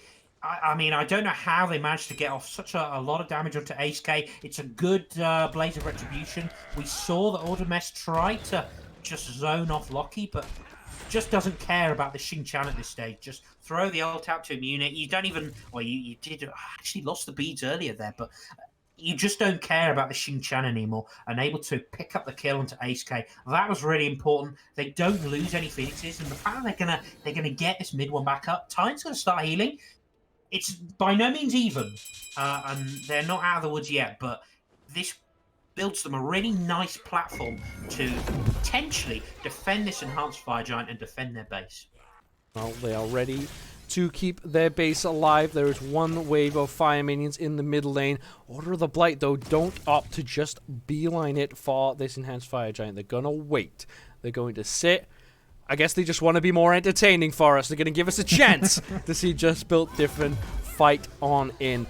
I wonder what the discussions are like right now for Order of the Blight. How do they decide to break down this base? Now, Zarif spots this one out. Do they get spotted out themselves? It doesn't appear so. This Hercules, very sneakily, has made their way into a prime position to try and steal this. Now, Ace K and East will burn this very fast. Alfie is watching, but not seeing the right direction. Zarif, though, doesn't go to contest it, and this Fire Giant will go down uncontested. It is enhanced. Already, Zarif needs to get back out there. Be ready for this Phoenix defense, because we are going back to round number 3 at the Just Built Different throne room. Yeah, no vision, I think, for Zarif, and unfortunately... I mean, you know, it's not a bad thing. You don't lose your ultimate, which I think is going to be pretty important here. You just keep hold of that. They're going to take Oni as well. They're going to slow play this. And all this time that they're using, Titan is slowly healing up. Phoenixes are slowly healing up. The job in hand is getting more and more difficult the more time they spend away from these Phoenixes. They are going to now group, and again, they're going to do the split up. I like this. What I want to see, though, Kostlat needs to commit one way or another. Either full-on push for this Phoenix, or go and follow Big Man Jesus into the fight and fully commit that way. Last time it didn't really work. Big strike! Oh, the stripes to start the fight is a great way to go about it. But what can they do pretty after good. East is low? East has to retreat and will take some time to heal on up. And they can do that again. They can run that one back as soon as possible. So Kozlat now needs to be the distraction. Needs to drag Just Built Different out of position, because this positioning that they've taken up is just seemingly unbreakable right now. There are Oni minions on the way if Order of the Blight can play this one patiently. They're taking their time, but will it be the right call? Kozlat's still sticking their nose in, poking around, poking and prodding. Oni minions are on the way, Zats. It's now or never. Yeah, they want to wait. I think they want to wait for those right side Oni minions. That's your real pressure point. The reality is you're not going to get much out of these Onis in mid and left. Maybe a little bit in mid, but I think they can still afford to wait a little bit longer. A long time on EFG, but they're going for it now. We'll wait no longer. Loki dived onto, has to retreat. Pentacruel, low health. Left side Phoenix finally falls down. The front line is very, very tanky for Order of the Blight, and aren't really struggling. Diving forward is East, but East will pay the price. Pentacruel still alive. Alfie takes a lot of damage. Order of the Blight are going down ever so slowly. Alfie still alive, gets charged onto by Loki. That is all 3 Phoenixes down, but only 3 members alive for Order of the Blight. They've pushed in. They've broken the base wide open. It is not the killing blow, however, and Just Built Different. Just hang on in there. A dying gasp from JBD. A lot of it down to good damage from Loki against Souls as well. Kozlat going for the 1v1 and should win this. Not able to block the jolt, but yeah, this is over. Oh, yeah, damage is just too high. Kozlat on a rampage there. 5 kills in a row. Means that all of a sudden the defense is going to be much more difficult. Loki falling down has been a major damage dealer. Kozlat spotted up by Big Man Jesus. Still hasn't had Fletch and beats early.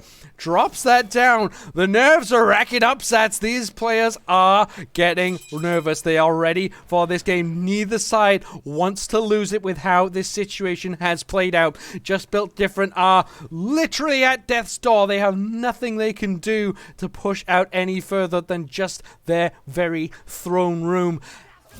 You've said before there is still a chance that they hang on. That chance is growing ever so slim. I mean, when you lose all 3 Phoenixes, you should never win a game having lost all 3 Phoenixes. That's just kind of the rule. It should never be allowed to happen. I mean, EFG should be free. I think you can play to the pressure of these fire waves, and as long as you're patient with that, you can take your time, and then you can pick your moment. And that's the thing, you can pick your moment and just rush the Titanus 5, because it will be squishy enough where you can throw everything at it and it will die very, very quickly. The problem is they will still be scared, because they tried it earlier. They will still be scared of these strifes coming out. Loki's got some really big ults off. Of course, you don't want to sit in a gamma ray burst, and when you're trying to end, you're going to be sat in that for the full duration. They wisely choose to give up this EFG. I mean, perhaps you could send something over to maybe get a steal. Your 3 Phoenixes down. Maybe you've got nothing to lose. But I think the way this game has gone, you feel that there's still just that slight chance. And that's why this is the better call. Because they trust themselves. They believe that they can win one 5v5 and end the game themselves. Well, it has to be one hell of a win. It will be a comeback for the ages if Just Built Different can turn this one around. We've seen it happen very, very rarely, but these things do happen, and it's going to be tough, tense, difficult. How do you communicate this if you are Just Built Different? What is the play for Order of the Blight? It looks like the plan is a simple one, Tats. Run it down the mid lane, see what happens next. Do they go for kills? Do they go for the Titan? That'll be how it has to play out. There's the Darkest of Nights coming through. No real aggression coming through, but Just Built Different don't know that. They back up. They take a safer position. Phoenix is respawning in a small matter of time, but that time is so long for Just Built Different. Fire minions now on the left-hand side of the map. The right-hand side of the map, it's a blink from East. Big Man Jesus, low health, just about alive, does blink back to safety. Pentacruel now Could be the some go danger. The frontliners of Just Built Different are slowly goading them in, ever so slowly, bit by bit, step by step. Order of the Blight are bringing this one forward. Zerif can't find the shot, can't get the knock-up coming through. Oh, no. That is East with the Purification Beast down, and that is a crushing wave to kill off the enemy jungler. And now they're going in all the way. They're going for this Titan. They're chasing the kills first. They're taking everyone down. Gold Leopard's Disco doesn't connect with anyone. Titan is too low. Titan gets blown up. Order of the Blight take it just like that. It took them time. It took them a long, long time, but they eventually swarm in, overwhelm the base, and take this set. 2 wins to 0. Amazing stuff. Order of the Blight thoroughly deserved. They ran that game, and I really like, as critical as I was of some of the picks, Ace K, too much of a problem. Kostla was fantastic on this set mid, and I just think they didn't have anything to deal with this Chibalonke. They didn't have anything to deal with this Hebo, with this set, and that's a lot because we talked about early on this Mercury just got put so behind because of his own ganks, and it all spiraled out of control from there. East got slightly ahead, was able to start pressuring these red buffs. That was the story of the game. And there were several red buff invades from minute 5 to minute 15. Then it started to spiral out of control that way. Alfie was pretty damn impactful on this Kukulkan. Struggled a bit in the late game, but once they got into that Titan room, it was only going to end in one way. And I think as hard as they tried, they needed to take that fight outside of their base, and they did that a little bit. But as soon as you get that blink and you from East, that should never have been allowed to happen. The fight should already be over one way or another. You have to full on commit, go for the blink Naja ult that we saw in game 1, go for it early and go for it outside of Titan. That's your only chance. But credit to them and credit to both teams for making this such a fabulous set to watch. Yeah, really good fun. At all times, we had no idea who was actually going to be the winner, but the winner indeed was Order of the Blight, as they came up massively through that game. It was great performances all around. AceK sort of redeemed themselves after not so stellar of a game number 1, but a fantastic game number 2. Maybe we'll see some more players looking at this Chibalonke pick. One thing I would like to note, Zats, and this is something that does not come around often, so I want everyone to pay attention to it. East, Kozlat, AceK, and Alfie01 all providing cool. 32,000 player damage. The damage dealers consistent from all sides. And you know what? Seeing that figure now actually reminds me, there was no key target for the entire game for Just Built Different, because who do you target out? Everyone was a threat, and that's sort of how we discussed the comp at the start. All right, they didn't have beads burn, but that's because they were all just in your face dive, and that's what we saw, right? Being dove from every angle, apparently exactly equally across the board. So that's really cool to notice that, and I think it just shows how well Order of the Blight played as a unit, and I mean, the next opponent better be watching out, because there's no easy way to fight against this team. Yeah, full agree. And we touched on this Discord who I think put in a really great performance. I think Pinnacle looked great. Lockie had some really big plays throughout the game as well. So it's not like JBD played badly, by no means. I just think they struggled a little bit through jungle, and unfortunately, Big Man just never got to play the game. Never able to one-shot anyone. And as you said, they couldn't really focus a target quite as easily. Maybe if they all go on Alfie, I think that would have been a better target. But then you ignore Kostlan East at your peril. You ignore AceK and you just die. And that's credit to the draft and the way they played it. So thoroughly deserved, and a great way to start their GSL career. That will be a fantastic Season 3. But that is it for the stream today. Thank you, everyone, for joining us. Thank you, Zats, for joining me today on the cast. It was a fantastic time. Of course, shout out to Printers, host of this league, helped get me set up for this stream today. Had a fantastic time with them. But if you want some more games coming through from Glare. Make sure you hit that follow button, subscribe if you want to see even more, but make sure, most importantly, you get yourselves involved in the Glaria Smite League Discord. It's a fantastic place to hang out, meet some new people, and who knows, you might end up getting picked up by one of these teams and you might get to show your stuff yourself. But that is it from us today. I've been Judas Priestley, joined by Zats, of course. Zats, do you have anything you'd like to sign off with? Yeah, that was a great game, and I hope that every Galeria game is as exciting as that. And I genuinely think it will be, because a lot of the teams are super even. The draft was really well done by all the captains, and this is going to be great. Don't miss a moment, because this league is going to be the best to watch. Well, if that is how each game goes, then all these viewers will be absolutely spoiled. But we'll be off for today, and we'll catch you all next time.